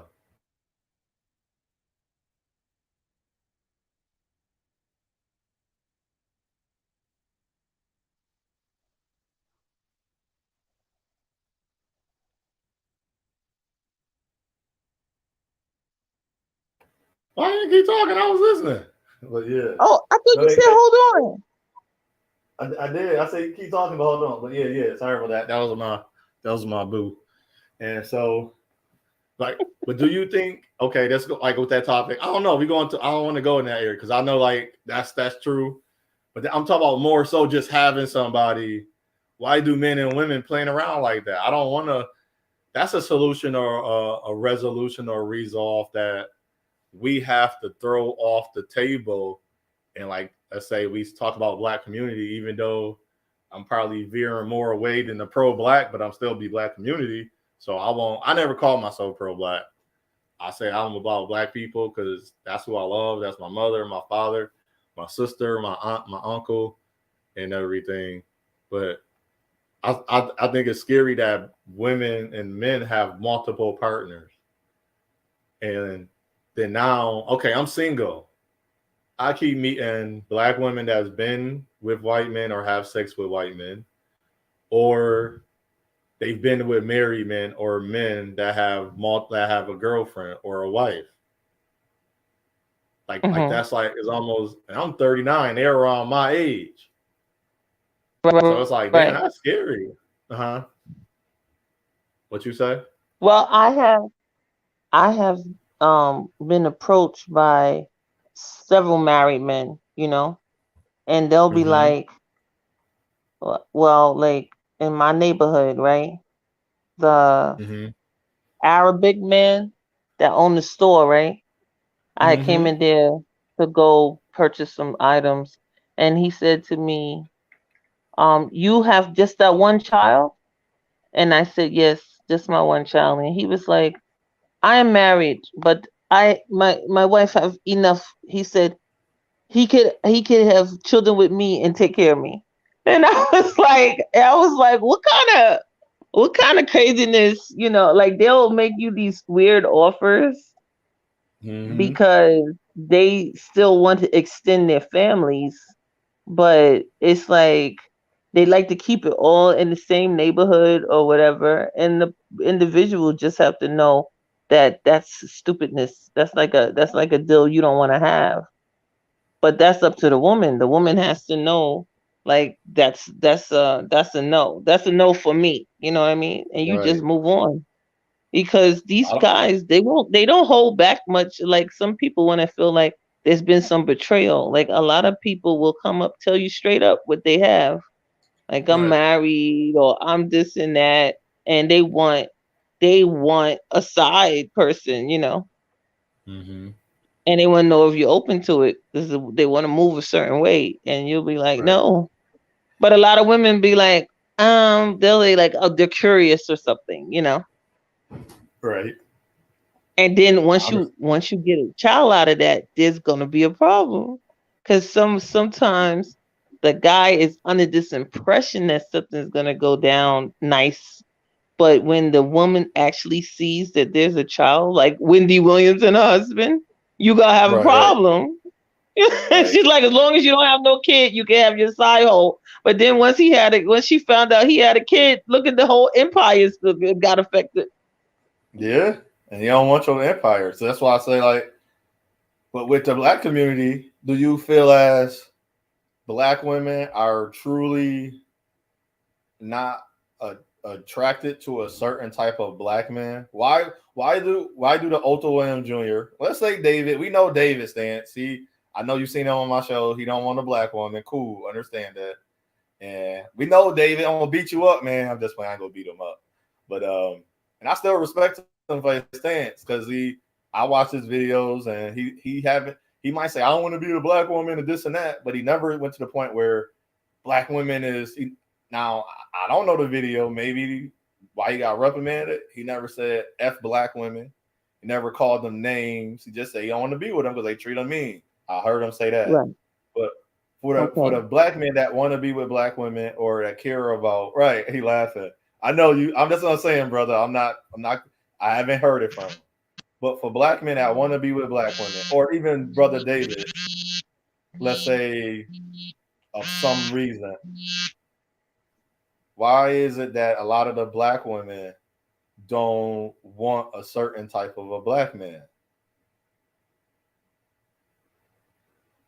What would you I think would be think the that cause? Mm-hmm. I think that sometimes the environment that the man is around is just not Mm-hmm. conducive to what they offer, because like a lot of guys will say a woman wants a bad dude, or she wants the drug dealer. I remember a lot of guys used to say that, oh, a woman, she don't want a good man, she don't want a guy that's gonna just have a job, gonna be just there for you. You can call him, he'll pick you up from wherever you are.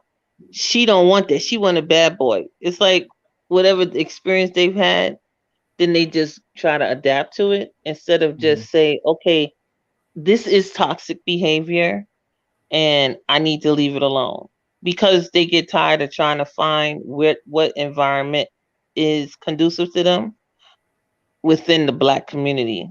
That's why it's like, oh, I'm just gonna go to another race, because all of us can say that, because of course at one point I was saying the same thing about black guys. I was like, oh, black dudes don't know how to tell women that they're beautiful. Like I would notice that black dudes don't say, wow, you're beautiful. But then They'll when the say that ones you're that do, sexy. I'm talking about me. See, those the dudes that now we about to get into another part. Those are the men that's not going to say that. But the men like Otho Williams Jr., he's going to say that. Right. But a lot of women don't meet men like Otho, right? So They like they'll be do. like they'll just divest. No, They'll they just do. divest from the community. No. I No, wish. I haven't found a lot of black men that are like you. You're very rare in So my you telling opinion. me your DMs of every social media platform or message, no black men have called you beautiful. No, I'm saying See? in my experience with regular guys, regular people that Yeah. I'm Yes, meeting, I'm asking you. they'll be like they'll Outside, no, I'm online. not talking about no DM social media. You can be around people that's not in your state. I'm talking about in the street. The white guys and Hispanics will call me beautiful, and the regular black dudes will be like, oh, you sexy, oh, you got a fat ass. Right away, that's a turn off to me. But they think they talking some smack, you know. Oh, you have fat ass, and it's like, oh, that's very disrespectful and ignorant. How you don't know, Mm-hmm. you know? So you And don't experience the, because I heard you on JT, you don't experience black men, the type of black men you desire. You don't experience that. Like no, at no, no I have a point. Mhm. no, I have a black boyfriend. I try to stay with black people because when I was with when I had went out with a white guy, there was Mhm. a lot of issues. Like two black guys that I don't know had approached him like they trying to be territorial. And I'm like, how they gonna be territorial to somebody that they don't even do, like I don't even know those, I didn't know those black guys. Uh-huh. But they was definitely trying to harass and make this white guy uncomfortable. And I was like, yo, this really happens? Like, it'll be reverse racism or whatever you call it, you know? Like, they're like, I don't want you dealing with a black woman, you know? And Mhm. I thought that was crazy. So, like, I'm just trying to work in the community real comfortable because I don't like all that extra drama, you know, But that that's who comes you with wanted to date. interracial dating. Why did you allow that to affect who you was dating? Because he was like, oh, he said, you saw how they was acting. Maybe I should have said more. Maybe I said, well, you just let it go. It was so funny, like because they Mhm. really would harass him. Like we would get harassed. We was in the car driving in Bedford Stuyvesant, Mhm. and this black guy like Okay. went to the window shield. Like he just like hit the top of the car. Yeah, and I was like, I thought it yo, was this is diverse down crazy. there. I thought somebody keep telling me, Now, I keep yeah, hearing it from no, all the New no, Yorkers. no, I'm talking about Uh-huh. years ago. Yeah, I'm talking about years ago. This is But you was in New York, right? yeah, I was in Brooklyn, but this was years ago. Now that whole area, Brown Bed-Stuy and stuff, is a melt. It's changed. It is changed now. But You I got heard it always been that way. I heard always everybody dated everybody. nah. It was dominated black people. It was but now we got that. We used to when I was a young person. All the white people was off the train, but before you got to really before you really got into Bedford Stuyvesant, you was very black dominated. They Mm-hmm. changed up the neighborhood, and Oh, now okay. because you almost all the brownstones and stuff was with black families in it. Now you got white people everywhere, and they changed up the way that the apartment styles. Like they changed up, they Yeah. made more modern buildings. You could see the Right. architecture has changed. They did a Okay. lot of different changes, so you would know there's a different area, there's a different climate in the area, you know. And they Mm-hmm. add bookstores. You know how they do. You know, it ain't a black neighborhood no more. You know, they'll Right. change it up. They'll put some I'm the wine same way. I places. want They to put see more of bookstores. that stuff, like No, access I don't to want to see another more part. either. Yeah, I don't want no more Yeah, liquor stores. I stopped yeah. talking They to a take them dude. away. Yep, I stopped talking to a guy. I just met on the bus, and we was like just chatting on the phone, hanging out when we see each other because we always bypass, go eat food because we be in the Hey, area. Sheila. I stopped talking to him. And he's like, I'm about to make a liquor store. I said, I don't think that's cool. He's like, why do people keep saying that? Because, dude, we don't need no more liquor stores in the black community. Right. I was like, you good? And I stopped talking. Like, we really just faded away. We ain't stopped talking. So I was like, whatever. That's like So somebody come out with a. he didn't hear Mhm. that he could do like a black wine kind of thing where they showcase No, they different don't black care. wines. It was He about wanted to making just have money. Hennessy. Yep, yep, liquor and liquor and liquor and liquor. Yeah, Oh yeah. man. I don't believe in gentrification, but that's another topic. I believe in whoever take the if real quick, if LeBron took his money with Kevin Durant, P. Diddy, Master P, Big Mike, T.I., and they all made a community and bought out Buffalo. It's called BMHA, Buffalo Municipal Housing Authority. They bought it out. There will be no gentrification. So gentrification is only, but I also be in communities in black areas where we call it hood, but they're houses. Why don't the black people in those houses or people that they know come together and build them houses back up with the people in it? But they allow other people to come buy them out their house and then they fix it up. But that's based on mindset. Gentrification is not based on what we call the American, quote unquote, I hate saying the word, white supremacy. Gentrification is based on mindset. So I don't say Okay. it and I don't believe in it because it's a mind thing. You don't think it's Because we got also enough. money? We It's got like enough black whoever people has to the cover it. money. No, we got enough black people to cover this now. So maybe 20 years, 30, 40, 50, 60 years ago, after Black Wall Street was burned down and they was doing gentrification, it would make sense. But now we got to the point where we have black billionaires and millionaires, more millionaires and thousandaires that can put money in their money into resources, assets. Okay, I I can't understand what call you're that saying. that. It's just me. That's just me. You know what I see with that? What my response to that is? Mm-hmm. A lot of um a lot of low income mindsets don't beautify the neighborhood, right? So Yeah. too often people with that kind of mindset will feel like um they don't have stake in the community, so they don't make sure that Mm-hmm. they continue to keep it up to a certain standard, and All right. they can be given the area. Like, it doesn't matter if black people like purchase stuff for them and gave them an environment, because it's not theirs and it wasn't their hard-earned money. Mm-hmm. They just will say, oh, this is the white man and I don't gotta, it's just the way they decide that it's not mine, so I don't gotta worry about it, and for whatever reason, a person with a different mindset can come in and they will invest in the area, beautify it, and they will continue to work on it, Right.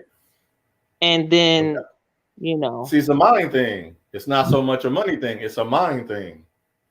Because it well, don't. I mean, Because eventually, if you can't pay the rents, it is a money thing as well. but when They you usually buy, push people out of the community that don't have the ability to afford to stay. yeah. As I say, if the people that got together that was trying to change it, you don't got to worry about the money because they're not gonna raise the rent. LeBron James not gonna make it harder for the people he trying to get to understand. Hey, we got to change our mind, change their style of living. They change their mind. Oh, this is pretty. Hey, pick this up. You know how you tell your child, like, I know I got to put the toilet up when I use the bathroom. Then the woman come, make sure the seat dry and put it back down. That's over time. That's from a certain time. But a lot of people Right. think it's gonna change overnight. If we change is gonna start, it gonna be overnight. But Right. so even it's like I don't know. It is a money thing, but money only have power because we put power to it. Because like one day, I if agree all with the that. this is the sad part about money. If all the millionaires say that dollar ain't worth a dollar today, guess what's gonna happen? That dollar ain't gonna be worth a dollar today. They'll go to Bitcoin. They'll go to Ain't if they cryptocurrency. no, whatever they say, whatever the people with the money or the quote unquote so-called power say, they don't have power over me because I don't look at money as the finite to my love. I don't care what that other person on with think, and that's not me. And then, but if we start looking as a black community, money has no power, but people think money have power. It's a piece of paper that don't even have collateral to back it up. It's come from a tree that's alive, but when you cut it out, it becomes dead. That's a dead piece of paper. That's why I call them dead presidents. Until we get together and say the people that want to work together say that ain't worth nothing, and say now we finally work together and we come together, it's going to force or it's going to make people like they mind say, oh, hold on, what they doing over here? The black people that's actually is black power or that want to build black communities. Then eventually, then we're going to work on everything else. So now I'm going to know to make sure don't drop that garbage, which is you just ate a bag of chips, you dropped it on the ground. I don't care where I'm at. I say don't drop that that bag of chips on the ground. And they look at me and I'll pick it up and put it right in their hand or they pocket. I don't care how big, I don't care if they see a gun. It's crazy. You're crazy, yo. Nah, we ain't doing that in New York. Yeah. Well, everybody, we have 12. Oh, one moment, 12. We have 12 available with me. Yeah, and we got Sister Sheila. I'm gonna drop her page. She's a wonderful lady. And these are two women, I have to say it in jokingly and seriously way. If I was single, I would talk to them. These are the type of two black women. You know, you can take the time out, veil despite of her viewpoint, and we don't even disagree. It's a viewpoint. She's very caring, nurturing. Sister Sheila, I'm gonna highlight when she had police commissioner, her uncle Jesse was a pastor, an elder on there. I'm gonna show it in the comments, and she's a good woman. And how you doing is AM, Sister Sheila? Good morning. Thank you for having me on your panel. Good morning, 12. Yeah, I love this conversation. This is why I love to hear stuff like this. And I just got off the panel. We was talking about love, male and females, and here y'all go with the same thing. And I just wanted to, hear y'all then put my little input. What you were saying about money had no value, and I want to get you some pushback on that. Money do have value when it comes to politics, because for years you have not seen a Jew run an office, but behind the scenes, a lot of them were controlling different politicians and Chinese people. Asian people, so they push weight by their money. Yes. No, that's what I was saying. Like, if we took the power from money, what would money be? That's me. I like to challenge the mind with people not saying I don't run away from reality and say, well, money don't mean nothing, but to challenge the mind. What would money mean if we all sat back and said, what do this really mean? You know what I'm saying? What do it mean to us as a person, by ourselves, our families, and then as a whole? And I'm glad you said that, because let's go back to our ancestors. Right. They didn't have much, but they built their own homes and everything. So that really money don't really have value. We put value on money. But what have value, they keep on saying we don't have no culture, is family. The basic. Love, nurture, teaching. We could grow our own food and everything. So it's up to us. Do you do any of that stuff? Like, I'm not being in your business because I'm like 12. I live in an apartment and I can grow certain things, but the nature of our soil around us is horrible. So even people that was growing stuff, they can't grow. Do you grow stuff? And I know you do the interviews. What are some things like? I don't.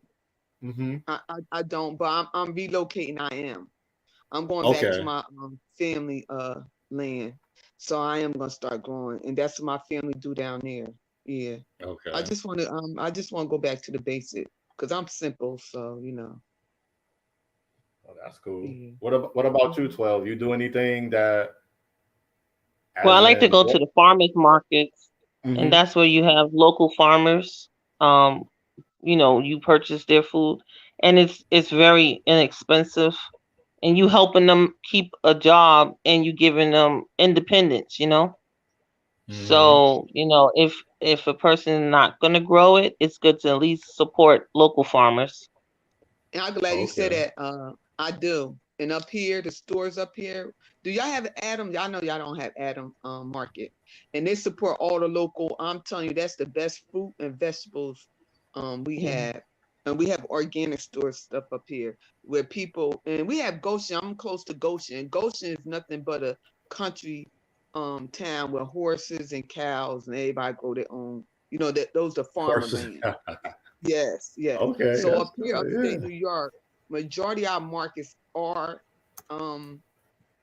growing their own foods and selling. But me, I have a little spot where one of my friends had passed away. He was an advocate too. And we The grow rest of stuff soul. on this. Mm-hmm. Yes. I have like a quarter acre. So we grow it on the land and because I have bought it and I give it to low income families, you know. Okay. So I don't eat the corn and collard greens and stuff like that. But I bless them with it. Mm-hmm.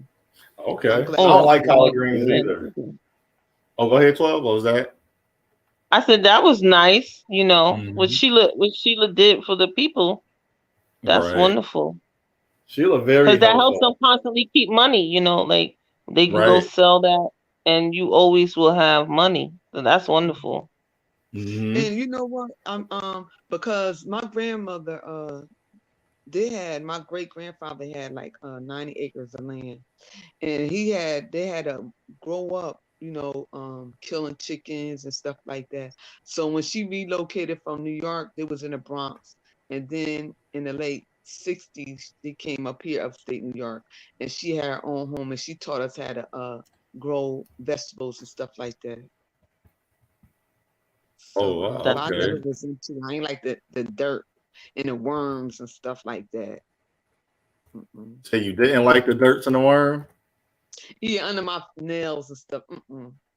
I like planting flowers because you know flowers ain't had to go way down, you know, like Yeah.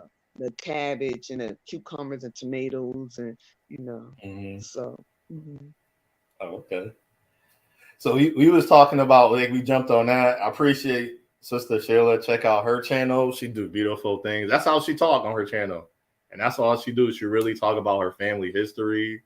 And we get off and she go into that quiet storm. You see her coming like, uh-oh, watch out, eye the storm.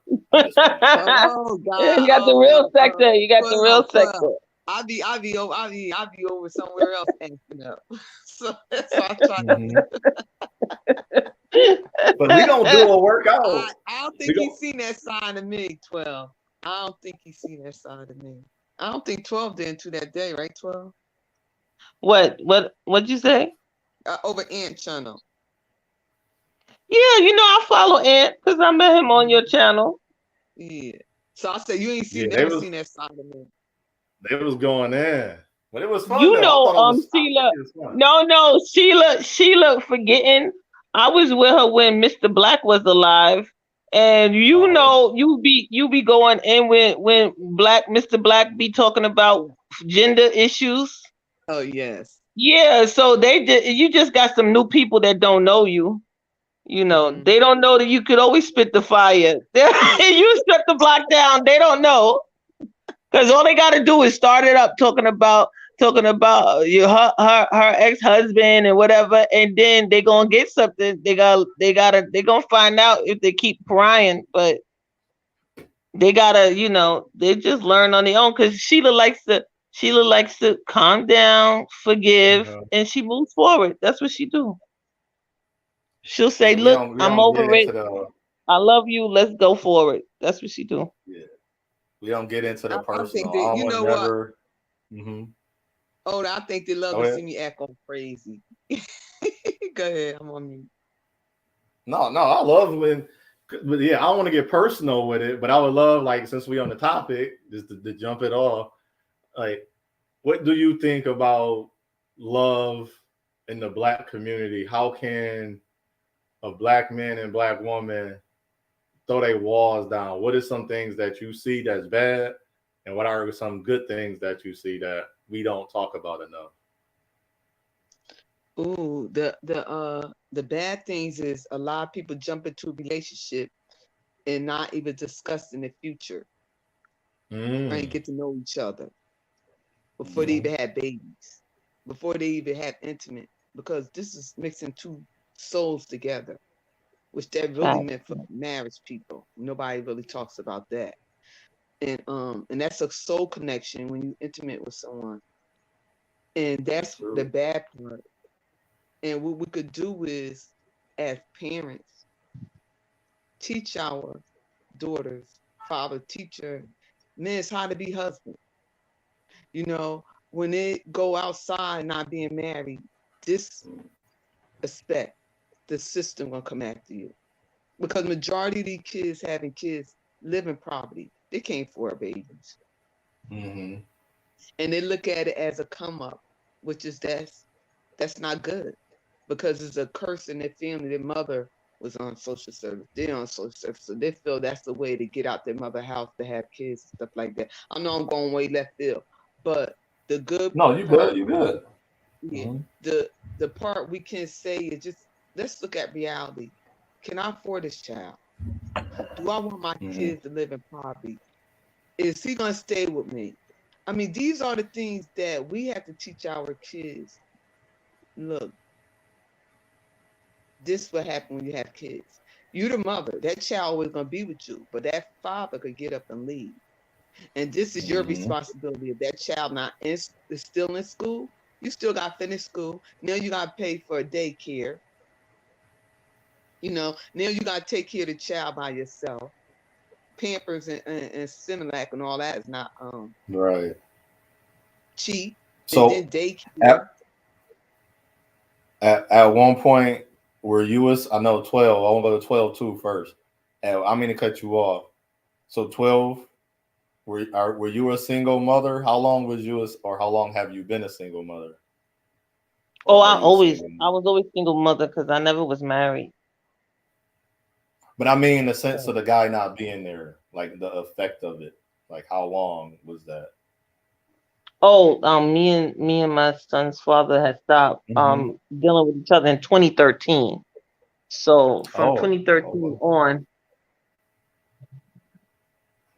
I was single. So, and Sheila, like when you were, did you ever, like they father, like was you ever a single mother, or I don't know, I don't want to call it that. I don't know what to call it.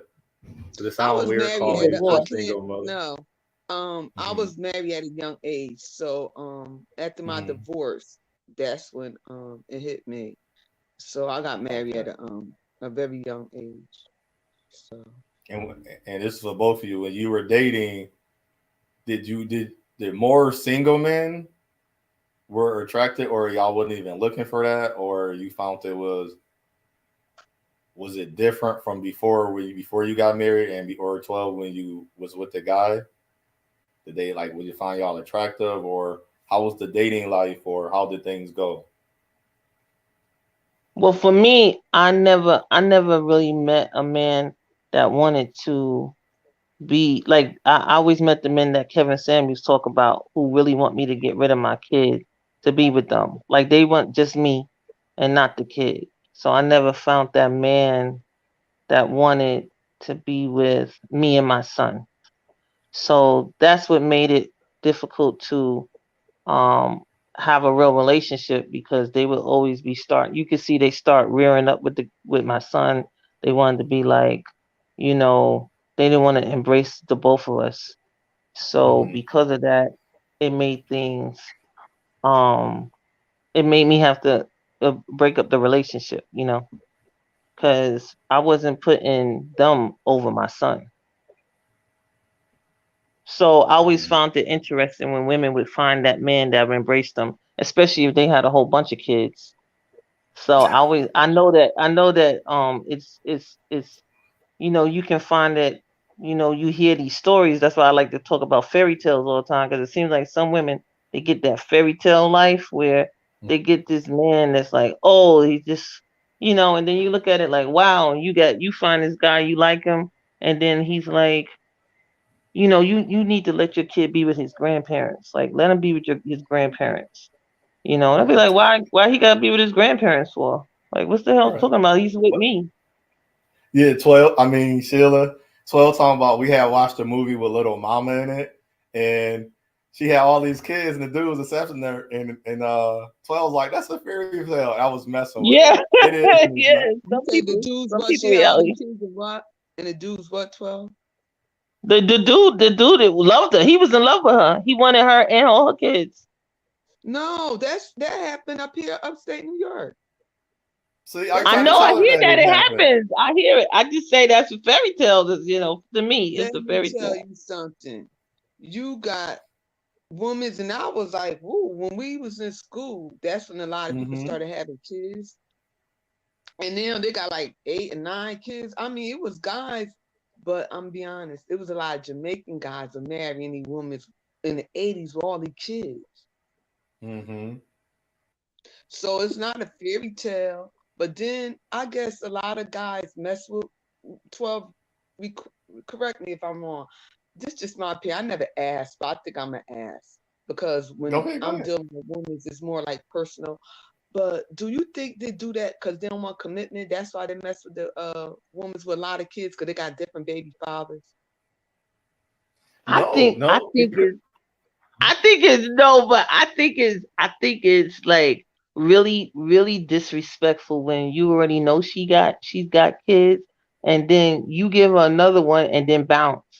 Like that's the kind of thing that I think is really, really disrespectful because you already came in there, you know she had 2 kids, and then you're like, oh, I love everybody, you're playing ball with the boys and everything, and then you give her a daughter. And then you're like, oh, this is so nice. And then then they start seeing the mother and say, you're not a good mother or whatever. Oh, I can't stay with you. And then they gone. And it's like, what the hell? Like, how did that happen? Ain't that again? Go back to he don't want to be committed because look, I ain't gonna feel bad. Look how many men done did it to her. Right? They're playing games. But like you said, it goes back on the woman. If she's gonna stay, she's the one that's really like the responsible because she got to hold it for 9 months. So it's like she was the one that had to lock it down. You know what I mean? And that's how you get to see it. The guy's like disrespectful for real. And he said, well, she didn't let no other body lock it down. Why I gotta lock it down? That's when you gotta know to just tell him bye, boo. Be like, bye, boo. Like, what's the problem? He laughing. He laughing. Okay, y'all said a whole meal. We just keeping it real. I know. Okay. We just keep it real. Right. All right. I'll explain some of that. Okay, now from my experience, women that have children in their 30s to maybe 40s, they are more open to more of a sexual activity lifestyle than women that are single. They won't want to. A lot of them talk that talk, but you get down to it, or whatever, they don't have a lot. Even if you're good at it, even if you could give them 9, 10 orgasms at once, single women don't care for the sexual activity. Women that have children do, because they want their time, and usually it's built up. And then they're going to spend time with the kids and probably work or not work because now they have a man helping her, so can do less. So that's one of the reasons. And also, I used to not want to date women with children, but then I learned that sometimes women with children are more nurturing than women that don't have children. They actually care about things that a single woman won't care about, that operate as a single woman. I can't say strong and dependent, but operate as a single woman. So, but the downside, her child, and I learned this, even the lady I'm talking to, she got a 4-year-old daughter. Her child's gonna come first, but don't make that man feel that way. If she want to come back, I don't know what happens. If you come back, I'll share the channel out again. And and what happens is that man, what happens with that man, and Sheila, when she come back, he'll rather be with a woman with children. Once he start dating women with children, the worst, like I said, the woman with 5 children probably don't want to date her because that's too many. 2, maybe 3, but right, that depends on his financial situation. Right. You're taking all of them out. That's a lot of money you just spent. Okay. Yeah. Even if you go to McDonald's, that's a lot of kids. That's a lot of kids. but you can And if get you the want two your what's the own name kids, pack. Yeah, hmm? that's what you think about. Yep. Because if you want your own kids, then look, you add into a family of 5, and now Mm-hmm. what you gonna have? You gonna have 2 more, or you might have 3? That's crazy. You got a huge family. But if you Or just open to one. it, Right. God take it for you. Yeah, you got, if God is open to it. But I wanted to answer that question that you had asked about what goes on between love between the man and the woman that we don't often talk about. Mm-hmm. One of the things is that women today often feel like they don't have to be um like they don't have to attend to their man, right? So like what I mean, You because I said it. I find didn't say that one. You said that one. no, Go but ahead. Go ahead. I find it Mm-hmm. from listening to the guys talk. Like me and JT was talking, Mm-hmm. and he said he never had a woman give him a shower. Like they never like got in the shower together, bathed together, or been in the bath together. And I was like, what? And then I was just listening to how a lot of guys that be complaining about black women haven't had real intimacy and intimate moments with their black woman either. You know, Mm-hmm. like they're not doing this little thing where she's washing his hair and she's cooking him breakfast. There's Mm-hmm. no breakfast in bed conversation Right. because At the they're not table, dealing with that. like I love breakfast. Even if I cook the breakfast, sit down with me and eat it. She's like, I don't want no breakfast. So out of That's the horrible. Arthur, you got the craziest stories, Arthur. I don't know you and no. your woman. Okay, right now it's breakfast time. You haven't ate breakfast in 3 months because you don't eat breakfast. That's not a thing. Well, I was like, damn, I think 3 months later, all right, maybe you want breakfast? You say yeah. And then sit down with me. Well, I'm gonna eat it when I eat it. No. So you're right. No, It's no intimacy. Because people think no, it's intimacy no. is sex. I had to explain to young women intimacy has nothing to do with sex. They like sexting. I say no. It's like saying nasty. I was like, no, intimacy is when you do send a text, good morning, or good. I don't say morning, I say grand rising, great AM, good afternoon, great afternoon, grand afternoon. And how was your day? And then when you're talking, not even kissing or hugging the person or touching them. How was your day? What's going on with you? How you feeling? That's an intimacy. It's a bonding time. But hugging And is included. Like yeah, it yeah, doesn't yeah. seem like No. they don't talk about that either. Like just Mm-hmm. a warm and long embrace. And I Right. feel like that's kind of like what these black couples are missing because they're so superficial and into stuff that's Mm-hmm. like oh we gotta go to this club and we gotta do this, we gotta show them that we can be here instead of like just intimate time together. Sheila Right. has talked about just going on a picnic, like put Mm-hmm. together a I went on actual a picnic. picnic. Yeah, I I mean, went on a picnic. Yeah.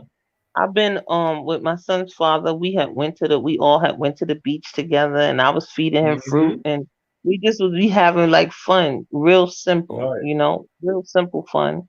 I had went on a date one time on the Bryant Park, and the guy I went out with had brought some wine, because they have little tables at Bryant Park. And so that's how I got introduced to Gallo, Gallo wine, Okay. and it was green apple. And like, I just thought it was so cute. Like he had the wine and he had bought some grapes, just from the corner fruit Yeah. stand. But it was like he thought of something Right. and he surprised me with that, and I thought it was a nice moment. These are like notable little things, and I feel that people aren't doing that. And then if they Mm-hmm. are doing it, they're saying it's not with a black woman. Like a woman used to they all they say is with a woman they're not really that attracted to, because they always used to show in movies that the fat woman will put the bath together for the man, and when he come home from work, she's trying to really attend to him. but like that's not Right. like a regular thing. It's always like the woman nobody really want, you know, and she's But then, overcompensating. but they want him. Like now, people, a lot of the black women now are seeing these big girls with some handsome black men, and they making fun of her in front of him. And I'm like, wow. I'm like, I'm happy. I dated all shape, size black women, so I ain't never had no problem. So it's Well, like, why you? did you find that the heaviest set woman was more attentive to you, or no? Like she gonna cut your fingernails and stuff, or no?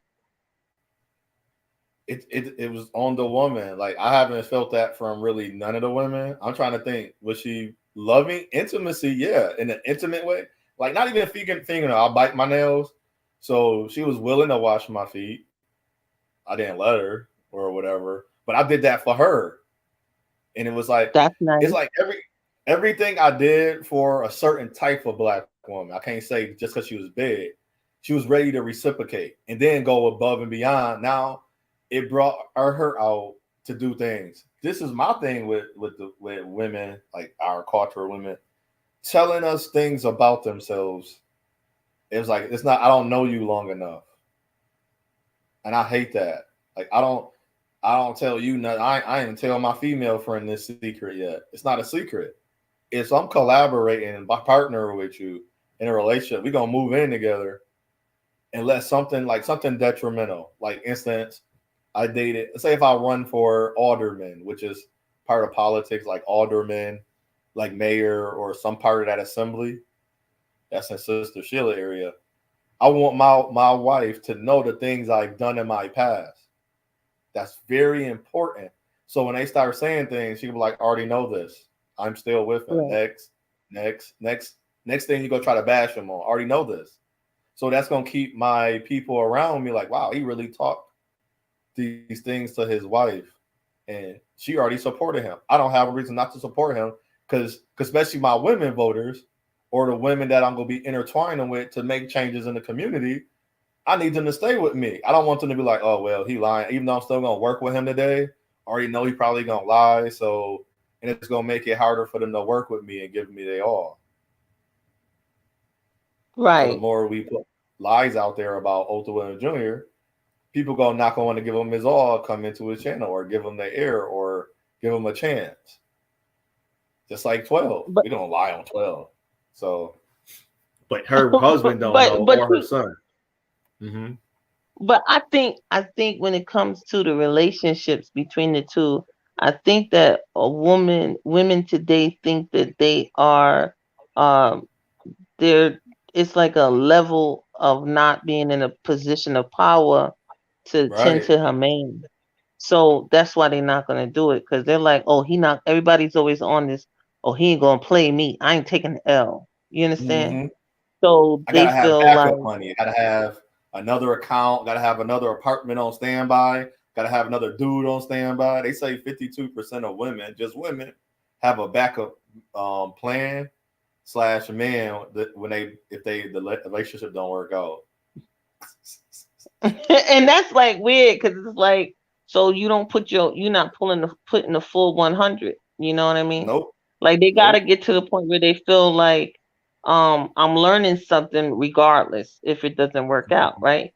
So they gotta be able to willingly put your all in. If you already realize you don't want to put your all in to this particular dude, then you need to let the dude go, because you wasting everybody's time. If you feel like you are not completely content with this person, keep it moving. Not be like, okay, I'm gonna keep this friend. That's nonsense. Right. And you wasting your time because people have feelings, and you do, dealing with this duality kind of thing where you dealing with this one, it's not okay, because these men can reproduce with you. So don't mess with them, because I hate seeing those paternity cases and the woman's had all these men. She can't tell who could be the baby father because she's been dealing sexually with men within the same month. So they all so close to the time frame. She can't tell who's the baby father. This is stupid. Like so now you're telling me you don't care about protecting yourself sexually. You're not using protected sex. You dealing with everybody raw. Like, how is this making sense? And it's still going on. Like, No one's learning their lesson. What's up, brother? You're right. It's the culture. So when a man so that man, he wants to be with a woman that probably don't have children. But at the same time, a woman, if she do, and even if she don't, he want to know if he being with a woman that's safeguarding her body, that's doing the right things for herself. Going in, he silly, he said going in. No, but he said going on. But yeah, everything's cool. But we want to make sure that each individual, so like me as a man, I want to make sure, he's talking to David, I'm safe. And then if I'm making sure I'm safe, she's safe. But it's like you said, it's the trust level. We don't have enough trust. But do you know what those women doing? I keep hearing too, in so many words, they're not going to say it. Because as soon as we start talking about the man and woman dynamic of the role or the home, or what person have that's coming forward. So when I'm dating you, 12, and let's say you wanted another women that's talking, it sound as black women saying they're better than black men.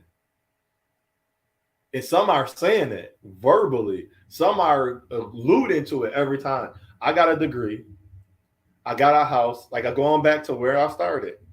You got all these things, but you spent $12,000 to do your driveway. But it's a man you don't want to be with. But since she don't make a certain amount of money, she don't want to be with him. But if you thinking you're better, and it's like I was explaining to a lot of women why you think men pass you by. I say we do give off the energy, whether you want to believe it or not, or whatever you want to call it. That says I don't want to. I experience it. I look at a woman, sometimes her look like, oh, don't talk to me. And she's single as a dollar bill or a slice of cheese. It's like, and the dude that talked to her, he was like, come here, shorty. She respond. I just look at him like, that's what you respond to? I'm happy. Well, and I try to explain to young men, that is definitely the type of woman you don't want, though. But we got to get to the point where you're saying I don't think the trust is there and the respect. We don't respect. I mean, I think they've been on too many relationships. They've been involved in too many relationships where they don't have it. Because like, like what I notice is that, I find that there's some hesitation when you say to even a man that's been in a relationship where the woman wasn't faithful, when you say, you can come over unannounced. You don't have to announce when you're coming over. And like there might be a little hesitation because they have experienced they've had bad memories with that, right? But regardless of them having bad memories, that female still has to make sure she continues to remind this man that you can come unannounced because you're the only dude I'm dealing with. Help him to understand what that feels like and what it looks like. What is reality of us being with an exclusive relationship? An exclusive relationship, you do not have to be calling me to come over. You're not my side nigga. So you can just come.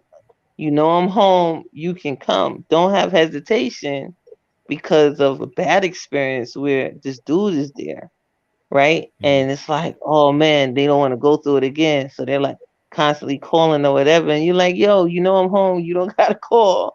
Or if you come and I happen to step out, just call me. Don't stop by and be like, oh, she wasn't home and leave. No, you call, and I might just be up the block. I might be at the corner store. Like, just call. Feel comfortable to do it. So and I find that you got to help people understand these things because they deal with they've had such bad issues.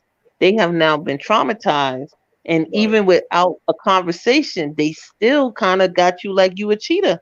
You got to show people, you got to say, yo, you can come unannounced. You can, this is you and me are together. This is your house too. Like we are together, and help them see that. Like this is you can go in the refrigerator. You can, you know what I mean? And you can see how the person moves their hesitation because it's unfamiliar. Right. And so do you feel like that's a trust thing? So I would ask, Yeah. do you display that in your relationship? Like, are you, well, Yeah. I mean, do you display that? That's part of like the topic of the question.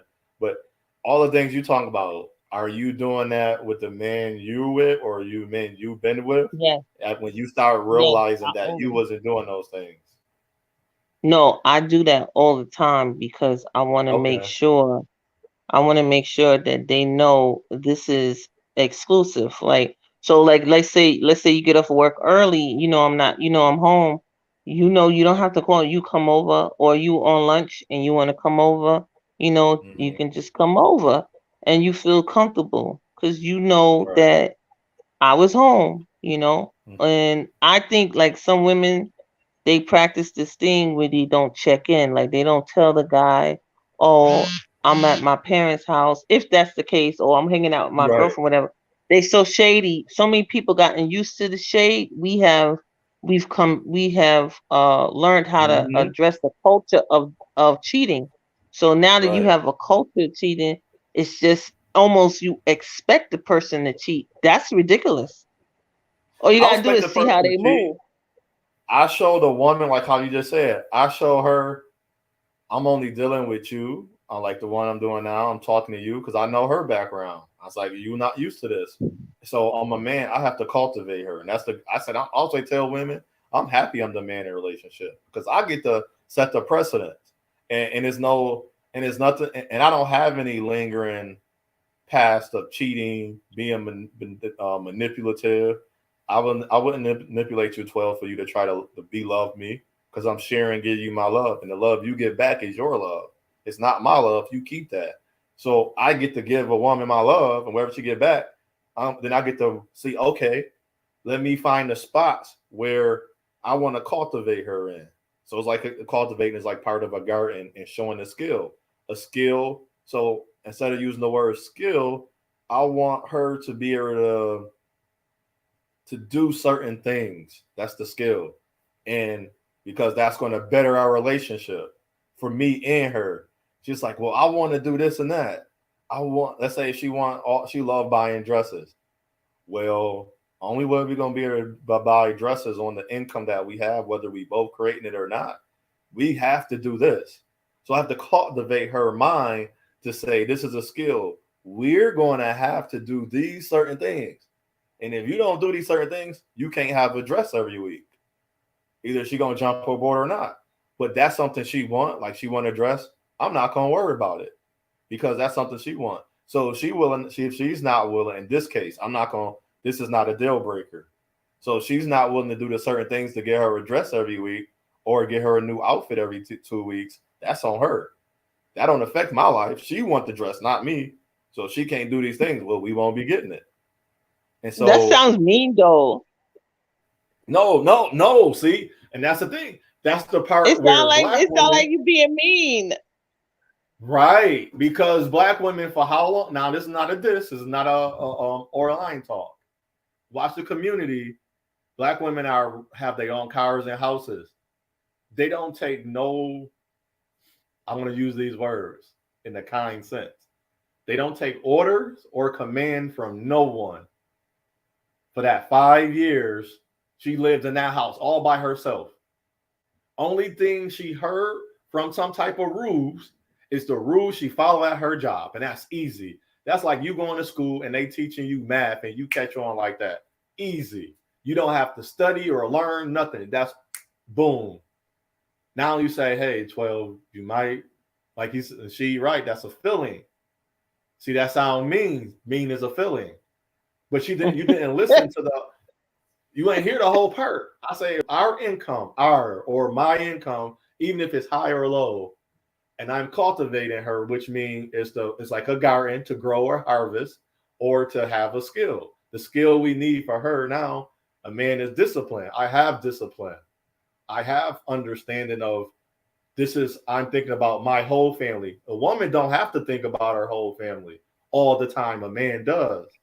In some cases, I'm not saying women don't do that, but even when they with someone, but I'm saying he's trying to get her to come aboard. Now that's, there you go, a better word, to come aboard so she can have a dress once a week, which is $30-$40, which is, that's not a lot.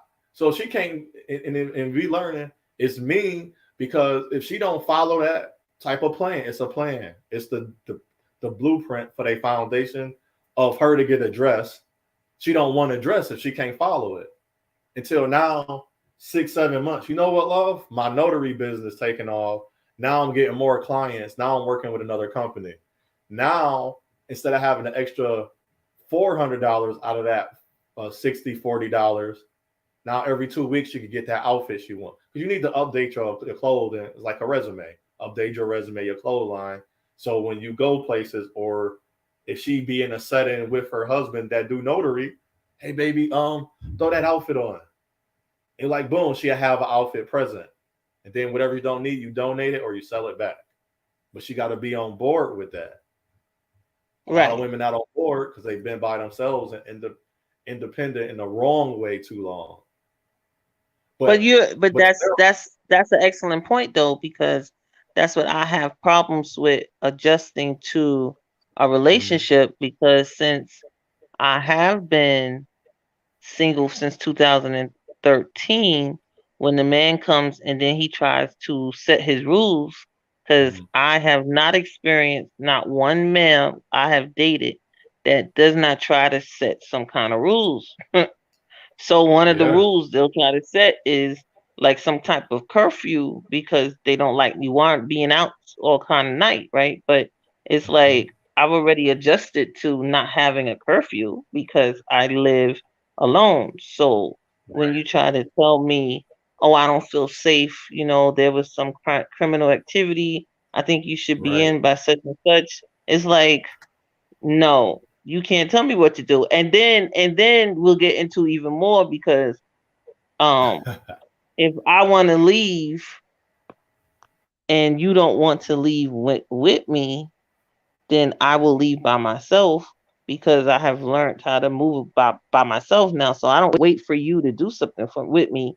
And then you're like, well, I'm not going and I don't want you to go. I don't think you should go out. It's too late. You know, like, let's do it in the morning. Let's do it in the morning. And I'll be like, no, I want to do it right now. And then it's like, boom, now we're having a power struggle, you know? Yeah. And I don't know. I have not experienced a man, another fairy tale I'm talking about. I haven't experienced a man that lets you just do whatever you want to do. He's not going to do that. He's always going to try to provide some sort of security. First thing he comes in, he wants to start putting security around, you know. And he's going to be like, other women, when they divest, that is what is going on. That African man, which is not really divesting, but when they go another race or another culture or nationality, that African man, that Siberian man, that Italian man, that whatever, Caucasian, Middle Eastern, Asian or Chinese, he letting them do what they want to do. And I'll be like, that's a damn. I said fairy tale. That's what I said. The fairy tale. That's a lie. That's a lie. It is. It's not a fairy tale. There's no man lets you do whatever you want to do. He's always going to put some parameters. I've never experienced no man that doesn't create parameters. He's just going to do it because he wants you to be safe. Black women with their black husbands say that he don't tell her, like, he let, well, wearing, they be like, I guess that's their thing though. But you got to remember, you got to take women at face value. You got to ask them, what is it? She's like, he let me wear what I want. I say, oh, okay, never mind. That's a lie. Like, no, it's true. It's true, because if you look at the other areas of their life, I was like, okay, you can wear what you want, but he's cultivated you to make sure you're not saying or doing certain things that if you go watch her old videos since she was single and watch her videos now when she married, she's not doing those things. Like, for instance, the woman might have been showing cleavage when she was single on her other videos. Now she's married, she's not showing cleavage no more. Right. You see, they're saying, like, it's a difference. The guys in your business, they're gonna just do it because they just naturally gonna do it. They're watching you and they're like, you know, that's gonna cause too much attention, or they've been with you and they're like, I don't feel safe with you out wearing that without me present. Right. You know, and they're gonna be on you, and then you can start and then that's why you find that you have women that will be single because they don't want to listen. and they don't like having to listen to somebody. They're like, I'm a grown woman. I don't, but I just find that men are gonna always do it. Any kind of man, as long when he's safe with you and he's like you're his woman, he's gonna create parameters. He's gonna tell you things that he's uncomfortable with, and he's going to do the deal breaker thing. And I think women should have that conversation straight up. They're gonna tell you what's a deal breaker for them. You know, cheating or no cheating, they create parameters. Yes, I find that I have not met a man that doesn't want to provide some kind of structure, and they're gonna they might not consider it a deal breaker, some of your behaviors, but they will keep bothering you about it. Like it'll be annoying to me because I'm not willing to change, and they want me to change, but we're not leaving each other because of it, right? So then they're gonna constantly be on something that they don't feel like making a good decision, right? So they're like, I don't like it when you do this, and it's like, well, I do, so let's drop it, and then you find that you before you know it, you're not in that relationship no more, right? Because you're not willing to change, and then that's what people say. They say to women, they say because it's gonna be a deal breaker for the guy. They gotta feel that they can keep you protected. If the guy can't feel he can keep you safe, he's going to leave you alone. But I wish those women just own up and just say, but they won't. And that's the thing. That was part of the power struggle in the Black community as a whole. The people, the men and women, just tell the truth. Like I tell the truth. Why are you single? When I was talking to this lady. Well, when I was talking to this lady, I didn't want to do what she wanted me to do. Like that'd be, you know how easy that would help children in this environment we in now. If we just say, well, I didn't do what she want me to do, or I didn't want to listen to, I don't want to hear what a man got to say. Women got to say that, but not because he can have 6 figures. And I heard women or make millions of dollars. Why do you think those guys are divorcing those women? Or why they not having great relationships either? Because he got to find a woman, because they keep thinking it's about the money. They keep thinking it's about her weight. They keep thinking it's about what else, whatever they talking about. I don't listen to those. I don't listen to a red pill or blue pill or the pink pill ladies or black pill. I don't listen to a pill or a certain section. Like if you look through all of my subscriptions, I have zero. I might have a few of the guys that still left over that I haven't even read or paid attention to, because I even checked out a video. It's like, this is why I don't listen to a red pill guy. But then it was one guy who actually is called MTR. They blocked him, and he like shadow banned, whatever, suspended. But his review, he would have women on the show, like me and you doing this, right? Sometimes that be he in New York. His name Mediocre. It's like Mediocre Tutorial Reviews, and he would literally have really good sit downs with women, and he agreeing with women. That's like, well, men do this. He's like, oh yeah, you right, we do that. But on these other people, they were like, you would never hear, I'm gonna agree some name. KS say, yeah, you right, we do that, or I do that. That's the problem. That's the reason. If men to other men and to the masses cannot admit to things, then I don't want to be part of their channel. But do you think that everybody is aware of certain things? Like sometimes I think things are said in a way that they already see as negative, and then they say, I don't do that, because it's such a blanket statement. But when you say it in a more positive way, like, do you feel that you protect your woman? How do you feel you protect your woman? Because I don't think everybody, like, if you say, oh, you set curfews, they're not gonna say that. Because that sounds different. But if you say, oh, how do you protect your woman? That I'm always making sure that she gets home safe and stuff. Like, cause some women, they don't want you calling them. They're like, you don't have to track me, right? They're like, don't worry about it. Like, they don't want you to take them to the door, because they know they're not gonna go straight home, right?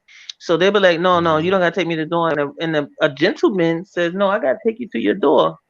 And then if you fighting them on that, they're gonna feel some kind of way about you. They're like, yo, you don't want me to take you to your door? I want to make sure you get home safe. No, you good. Let's leave right here. No, you good. Some people got a problem with that. Right. I want a moment. We're just gonna talk. I ain't gonna ask questions. Just gonna talk unless somebody got questions. We got Sister Sheila back and everything. Then we got Brother She. He talks about on his channel on the show. Oh, Brother Sheen is here. Salute, Brother She Sheen. is here. Good morning. He's I always, just wanna he's say always we not here. nice to me. Who? Well, Hold on. Let me so introduce nice. him first. Let me introduce him first. Then we having fun, everybody. Whoever listening, they not about to argue. I'm being funny. But we got Brother She here. He talks about finances and family. He's very family oriented. Yeah. He has a wife. He have children. He talk about life insurance.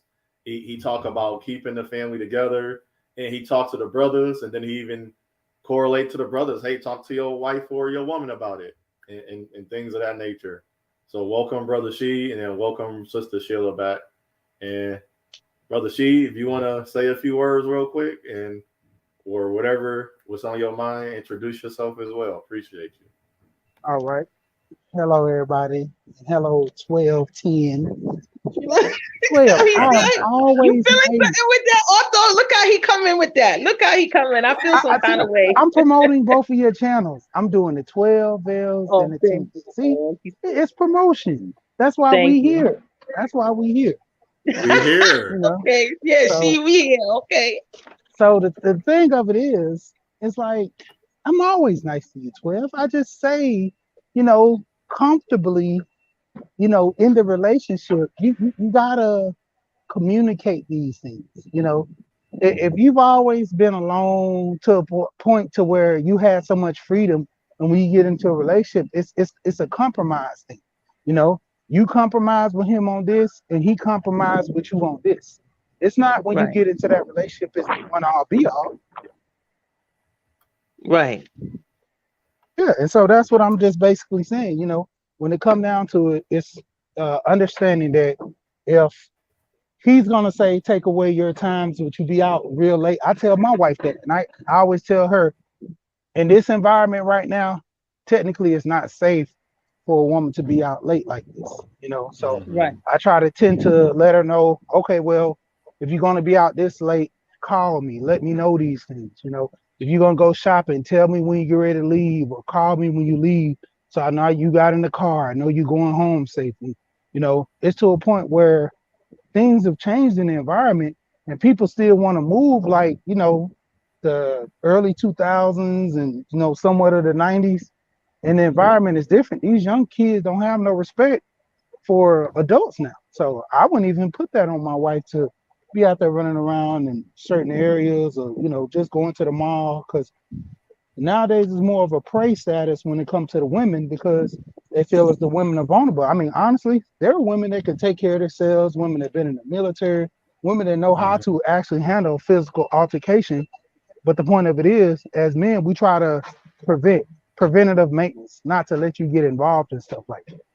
So that's why we kind of set certain standards and rules. But it's a compromising thing, to where if you don't feel as if this is right, well, let's talk about it. Let's come to agreements. Let's come to a standard, because you still have to be free to live your life. But at the same time, if a man is truly with you, he's worrying about your safety. Yes. That's true. I think a lot of women understand that. What you think about all that we was talking about, Sheila? That's so true, Brother She. Appreciate that. Yes. Good morning, Brother She. And I just love his positivity. What you doing? I know I'm going left field. What you doing Sunday, She? It depends. I don't think I'm Sunday gonna be at doing 9 no work o'clock. in the At morning. 9 o'clock in the morning. Yes. I can get up, because I know I'm not doing it that time. I can get up that time. Okay, we doing a live-a-thon. Okay. I want to put you in that slot after me, from 7 to 9, and then I need you in that slot from 9 o'clock to 10. Okay, that's And right. what we do is, a lot of us content creators, we follow each other. So what we're gonna do is, while you on my channel, before I close out, we just gonna put your link, and we all gonna follow you at your channel. That's fine. All right, we can do that. Okay. So I told Dobie that, because she started it. You know Dobie, right? No, I don't know who that is. Okay. And then Otis, I need to get with you on 12 too, because what I'm gonna start doing, I need to start promoting y'all channels. And we need to start, y'all need to start getting, so y'all get monetized, start getting the community walls and stuff like that. Because when y'all staying in these little spaces, I know I'm going left field, that maybe when you're doing live, it look like you're getting the same old people, but your subscribers not changing, your numbers not going up. So y'all need to get out networking so we can get those numbers up. Okay, cool. I appreciate Right. it. And she, especially you and 12, because y'all support a lot of people, and I see y'all numbers not really, you know, good. You good with your numbers, 12, but she not. But she is staying in the same old spaces. You got to get out, she, and you got that spirit. A lot of people like you, so you don't. And I find that she goes to a lot of he goes to a lot of channels. He do, and Otho too. So we got, it's just about, I think it's like what you said, you just got to keep them with the exposure and keep people moving, keep the traffic going. Because Otho, you know, he been out here he got a lot of content, a lot of videos, and his subscriber list is not getting there. It gotta move. Because where we at, what I found out, see, everything happened for a reason. You know, my channel took a hit, but where we at, everybody support each other. And then this click, that click. So what you need to do, you need to go outside of that. And she could go outside that. Older could go outside that. 12, you go outside that, because y'all had that personality that y'all just, people just cling to y'all. So once you go outside, then that's when you really get those numbers. A lot of people don't know that. That's how I got monetized less than a month. I got monetized less than 2 or 3 days. Well, that's the thing with me. I actually go to a lot of different channels. I don't just stay in this space because I know the knowledge is not going to be accepted in this space. So I talk to a lot of different. I talk to a lot of financial channels. I go in women channel. I go in men channel. I go in, like, I'm in one channel. This lady named Justica. She talks about, you know, sex and stuff like that. You know, and I go to her channel because basically, you know, I met her in, what is it, through Catherine and Friends, and you know, I go to their channel. So the thing of it is, it's more or less what people are willing to accept. Most people will come over and sub, but it's just sitting there for the knowledge. Because I always say this with Gold Professor. I tell him a lot of people are not willing to, you know, look at themselves in the mirror as a reflection of what the things that they're doing, you know, overall, because nobody wants to be accountable for themselves. I mean, basically, this platform is, you know, gain on entertainment and not knowledge. You know, that I came in for the knowledge. You know, the entertainment part is funny, it's a plus, but the knowledge is what brought me to YouTube. But you know what I would say to that though, because you know I interact with my brother Sheed right here. And a lot of times, you know, a lot of people that have a lot of people that are on their channel, they're lying to them, right? And she likes to tell you straight up, because I remember me and she was having a conversation, and I was telling him how, you know, my boyfriend doesn't want to just go to the mall just to go. He likes to have specific places. He doesn't like to fill up his day with just random stuff. And she was like, no man likes to do that. Right. And, you know, a lot of people like to tell you, oh, well, that, you know, they're going to always say, you know, oh, you know, well, he's not good and that he should do it. And when people are very direct with you and they'll tell you facts like, you know, like that's not what a man do. If you want to do that, go without a man. You don't got to take your man to do that, you know, and it's like, they don't want to hear that because they just want their man to be with them just because. It's not like no thought with it. You just want him there and you just want him to be there. My man always telling me, I'm not your puppet. And I'm like, why you got to say puppet? What's wrong with you? I don't think of you as a puppet. And he's like, no. He said, I'm not your puppet. Don't do what you just because you don't have no strings on me. And then we always get into arguments because it's like this power struggle. But I do have a level of, I just want you to be with me, just tag along, you know. And a lot of people don't want to do that. But you'll have channels that will make it like everything you say is right and that he's wrong. And she's not going to do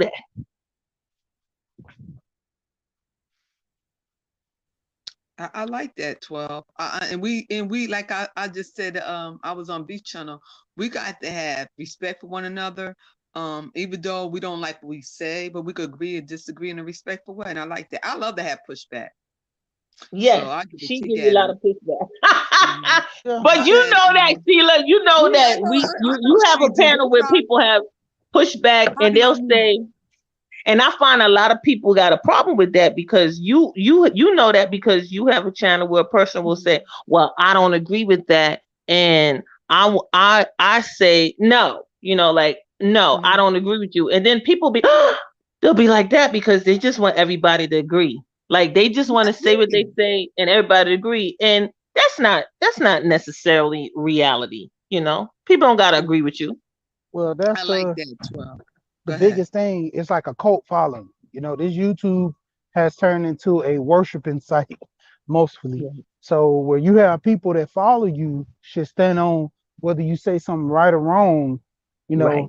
Especially with a lot of the men. That's I call it like I take for instance, I was on the breakdown, and the guys were going at the ladies on the panel, the two hosts, due to something that another woman said on the panel.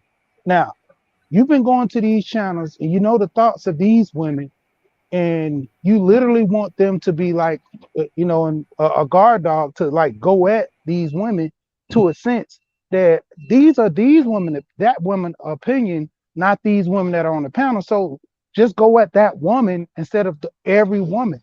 And that's the whole thing. It's like, it's not a monolith. We don't all hold hands together, walk down the street together, walk to the beat of the same drum. Everybody's different. And like I tell people, when you start talking about how all women are bad, no, it's just the women that you're choosing. Because if I'm married and I'm successful, I'm doing good, that's the woman you're choosing. Same thing with women. If women always complain about men being aggressive towards women, well, stop dealing with aggressive men. Do you want to have that result?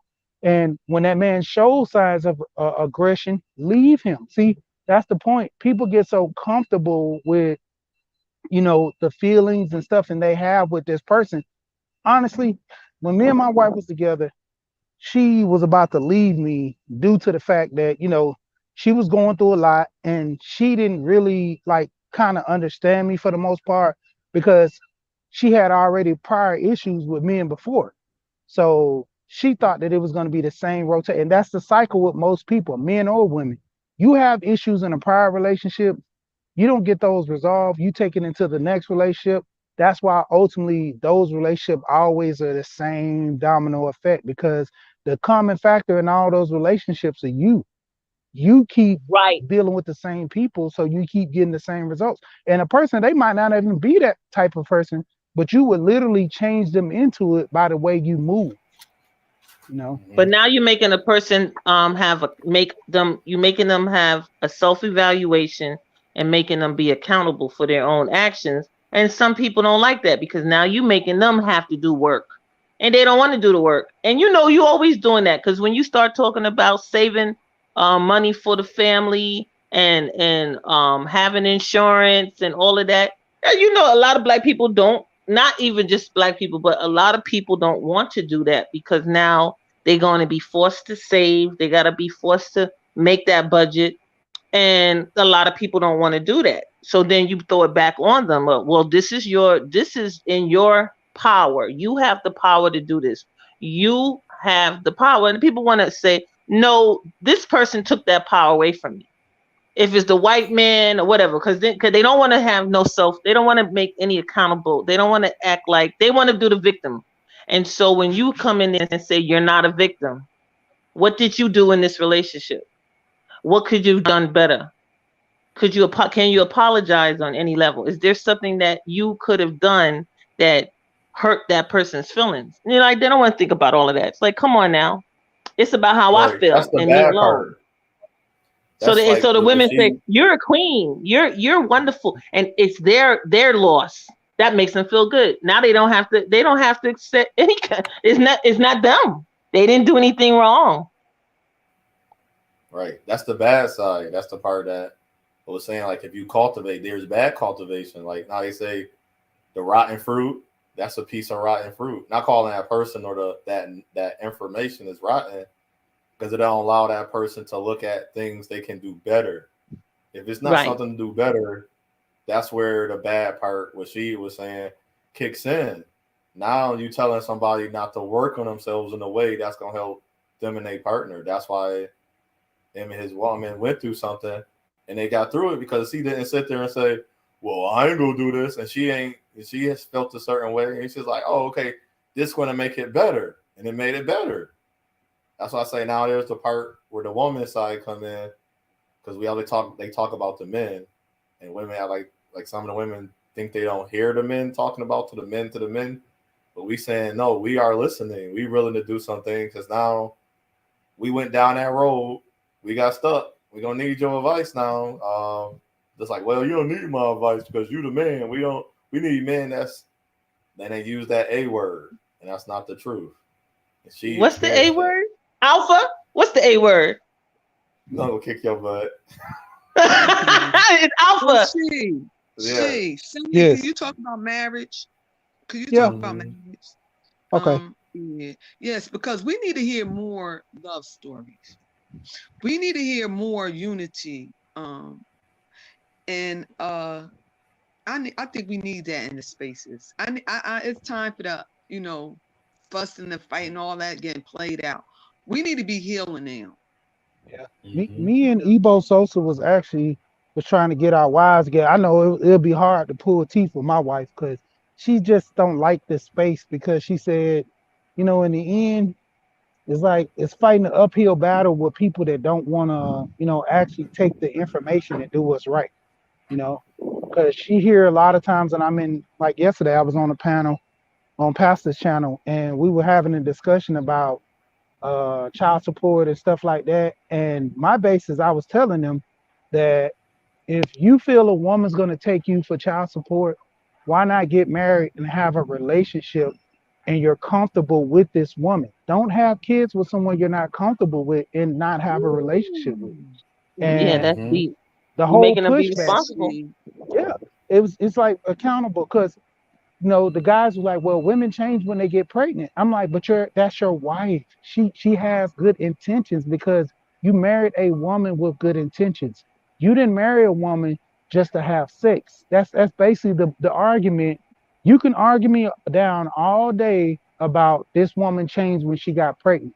But by you knowing this woman, dealing with this woman, marrying this woman, her intentions and your intentions are on the same page. You won't marry someone with bad intentions. So that's the thing. If she's good enough to have a baby, she should be good enough to marry.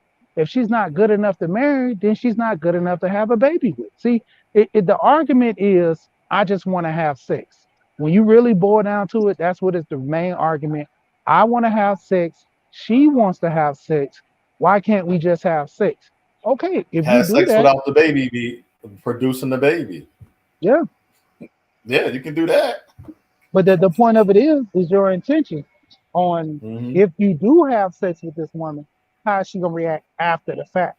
Because there's no actual tie to y'all but the child. There's no long-standing relationship. There's no, having an understanding of the woman you're dealing with.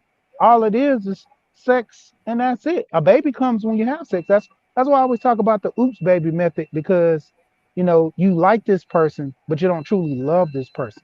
There are women who can give a man pity sex because she thinks he's kind of cute and he's quirky, and he's a good man, but she don't want to be with him. But then you'll have that man is the same virgin. He say, man, she's a cute girl, or she ain't all that, but I just want to have sex. So that's when the whole sex comes into play. Does it really matter about your feelings towards this woman? Because that's why I say, if you're looking at principles, honestly, the family building structure, you have to really know that person. Like, and go back to that story I was just talking about. My wife actually was going to leave me on the premise of she thought I was moving like the other men, because she, like I said, her whole thing was she didn't want to get caught up in a relationship just like she was previously. She had 2 kids by the guy. She gave him first had a child. They broke up. She said, well, I'm going to try this again because I want my child to have their father in their life. Had another child. He still didn't want to change, because the second time he came with this whole, I'm going to do better. I want to be in my daughter's life. And that's the thing. A lot of men say this, well, the woman should stay with that man again. You can't stay with somebody that don't want to change. They don't want to develop their life. That's why I keep talking about knowledge itself. he never really know what he really wants in his life. Probably, who knows, to this day, he still probably doesn't know. But the point of it is, as a result, this guy literally had 5 kids and probably potentially could have had more if other women would have allowed him to. So it's the whole point. Keep having sex and keep having kids with no intent to, be a developed man. That's not really a man. That's just a male. Gold Professor talks about the difference between a man and a male, a female and a woman. And that's the point where a lot of people coming into this circle not understanding what do they fit in the the so-called hierarchy or the lowarchy or in between, because if you they don't know mature themselves. or you're not mature. That's Yeah. how I look at it. Mature or not mature. Yeah, and the crazy part was, like I say, when my wife wanted to leave me, we had talked, and I said, okay, well, if you feel strongly this way, I'm not gonna talk you out of it. And she's like, you're not gonna talk nothing. I said, no. Why would I change your mind? I say, but the thing of it See, and is, that's kind of mean too. See how direct you are. feelings.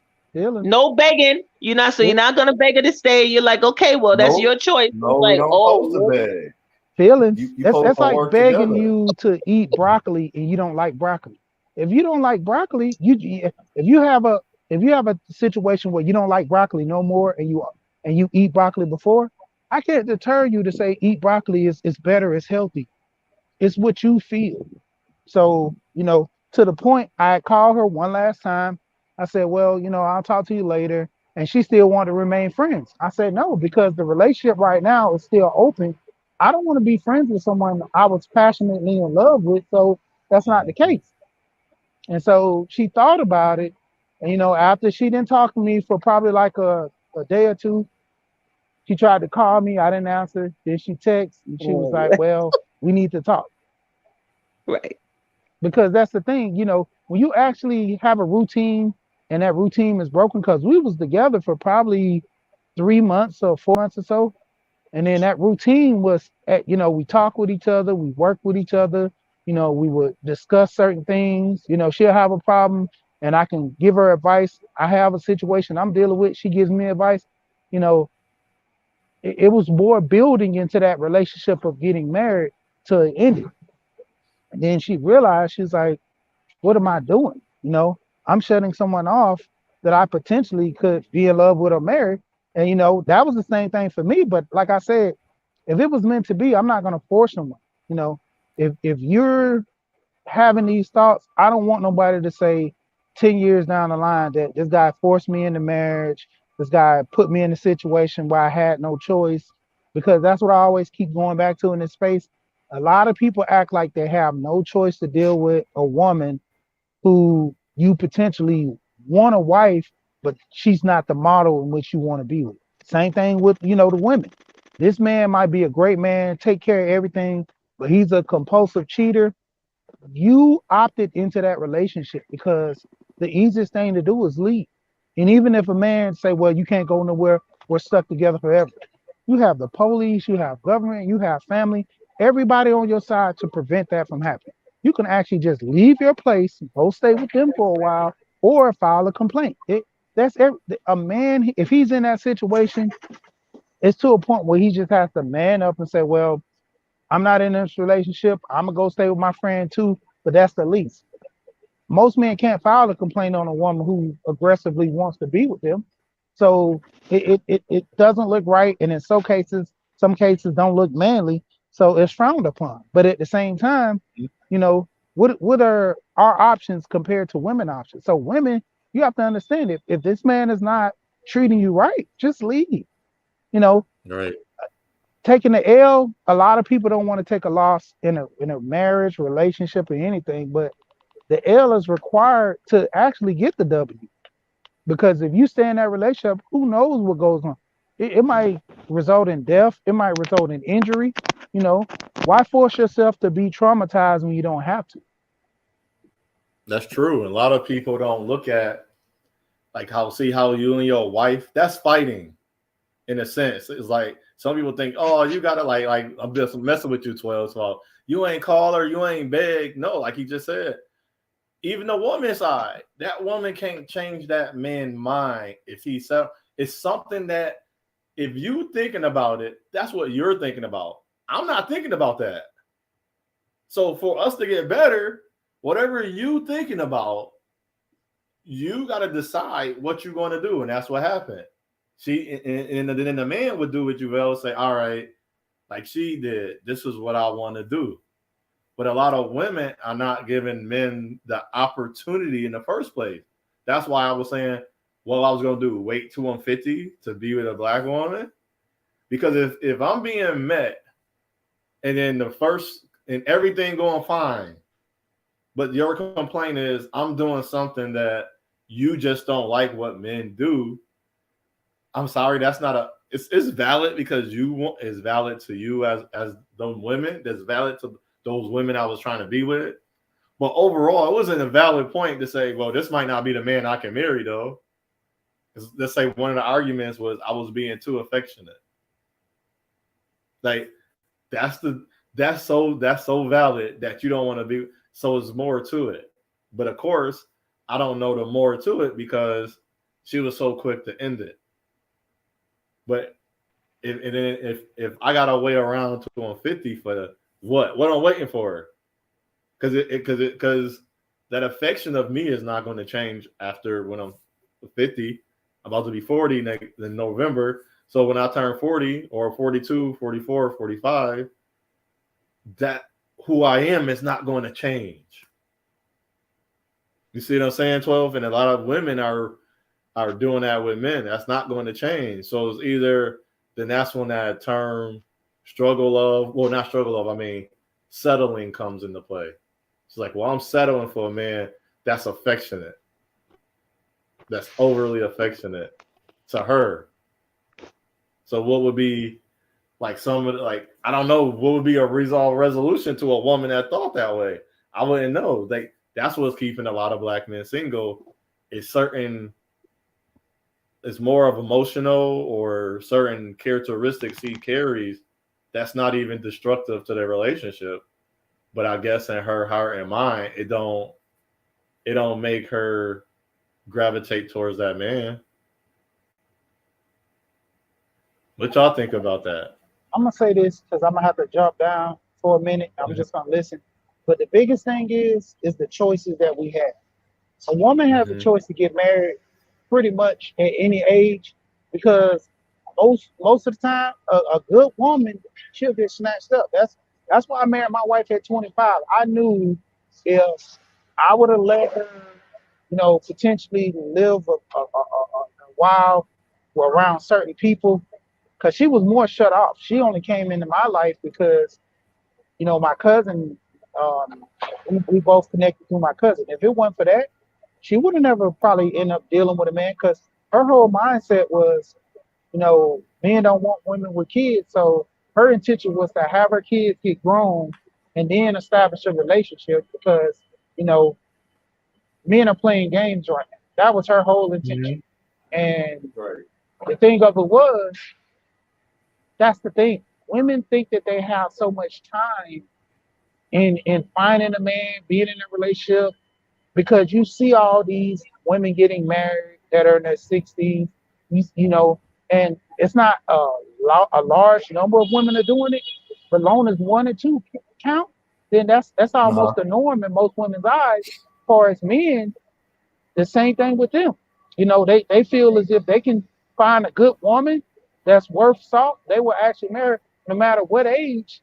But it's to an extent where now the men start to say, if I don't get it by a certain age, it's just not feasible because the comfort of a wife is something that you cherish in your younger years. As you get older, if it's not there, it's almost like you never lost anything. I can't lose what I never had. Right. That's true. But and everything, you have anything to speak on top of that, Sheila?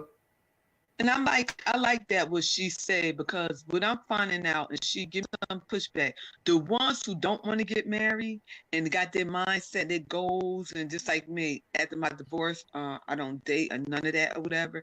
It's like the more they're coming after us. But the ones who do want to get married, those are the ones who don't.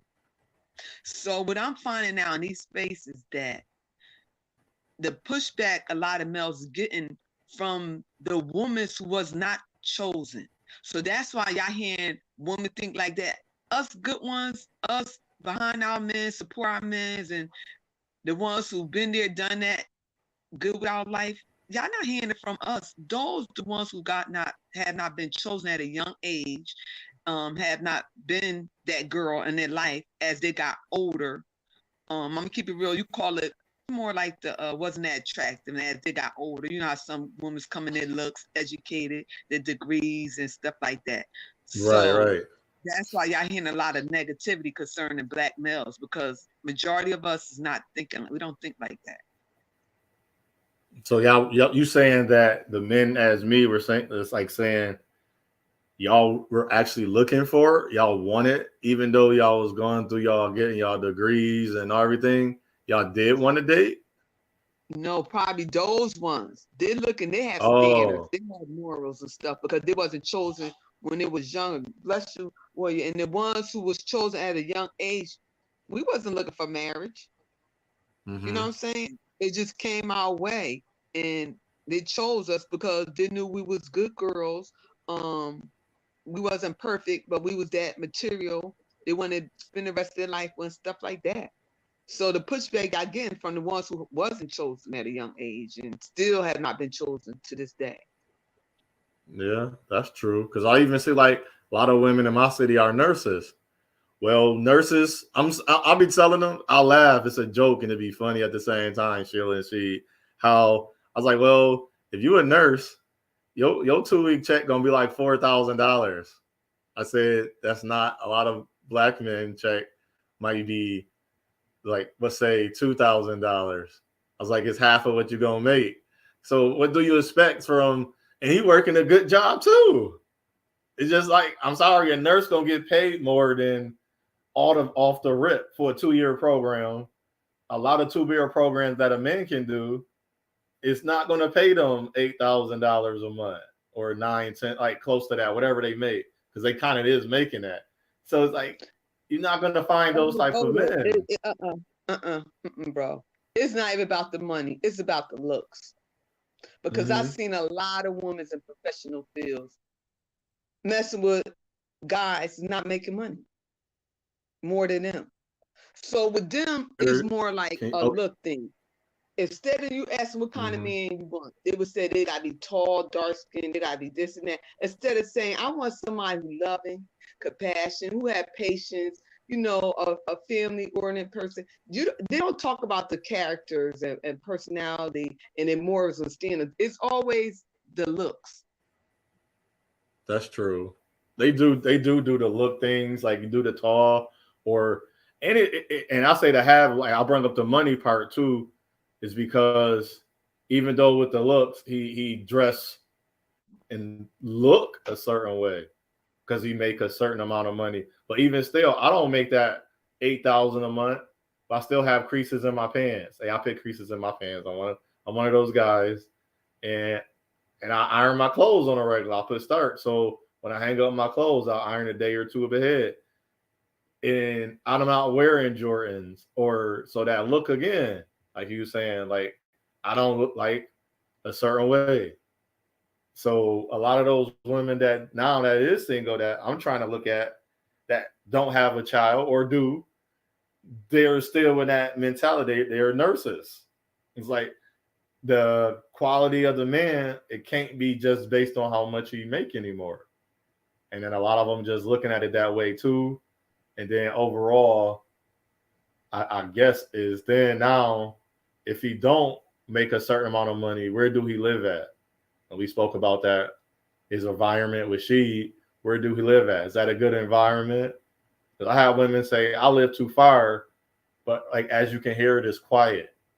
The only noise you hear now, they renovating apartments in the complexes, because I got to move out of here and go into another complex across the street, because they just move you into another part till they fix it. It's like a month or two it's taking.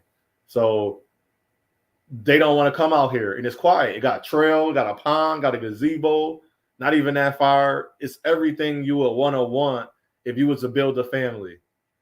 But and there's houses. Then there's houses like what you call like townhouses. or we can leave out of my 1-bedroom apartment and move into a townhouse, which the price will be just a little bit more. Still saving money till we get a house.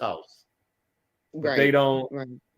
And I ain't gonna lie, Sheila and Brother She, I'm sorry. Just like when I get out the military, when I'm going for a job, I say, you get more money if you hire a guy in the military. So I'm selling myself. Well, you'll get bang for your buck if you be with me, because only difference is you travel far, but it's not that much farther. It's like another mile or two. That's the difference. And I say from where you work or normal. And I said, that's nothing. But I say it's quiet and everything the design you already want is out here. It's like you're saying, Sheila, maybe they really truly don't want that. Maybe it's like just something in their mind. Because when they have it. I like that. I like what you said, because it goes to the brothers too. Oh, you got to wear a dress a size 4. You got to this and that. And then you look at them, they're out of shape. They probably make decent money, but they're not that attractive. So it's like, come on, y'all. Let's be real here. Y'all looking for somebody who is going to be very rare in my age range. I'm 54 years old. I'm going to find a woman 130-something pounds, 5'2". My size and my age. My size. You 54? I'm 54. You're not 54. Yes, I am. Yes, I am. Wow. So then it's very rare you're going to find somebody who look like me. Right. So you That's talk true. Majority. You're not. That's true. I'm in the range really with somebody in their 20s and 30s. Would you date a younger guy? No. Not saying 20s, but okay, you 54. Would you go 42? I would, yeah. I would. Okay. I think that's pushing it. But I said like 40, 43 or 4, something like that. But I wouldn't go lower than that. It depends on their mentality. What about 39? 39. No. That's pushing it. And I'm really pushing it when I'm going under 50. Okay, I understand. Yeah. I'm being funny because I'm 39. I was just messing with you. I was like, I got somebody. I was like, I'm just messing with you. Yeah, because I was like, I think I could do younger, but they had that mature, old soul. They would say age ain't got no number, but still, I wouldn't date, because my oldest daughter 32 years old. So I don't have to worry about that. I wouldn't go that young. And then I wouldn't want to date nobody younger than my brother, my baby brother. How old is your baby brother? He's 42.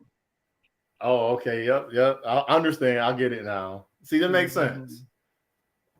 It's like some women, other women. What's that?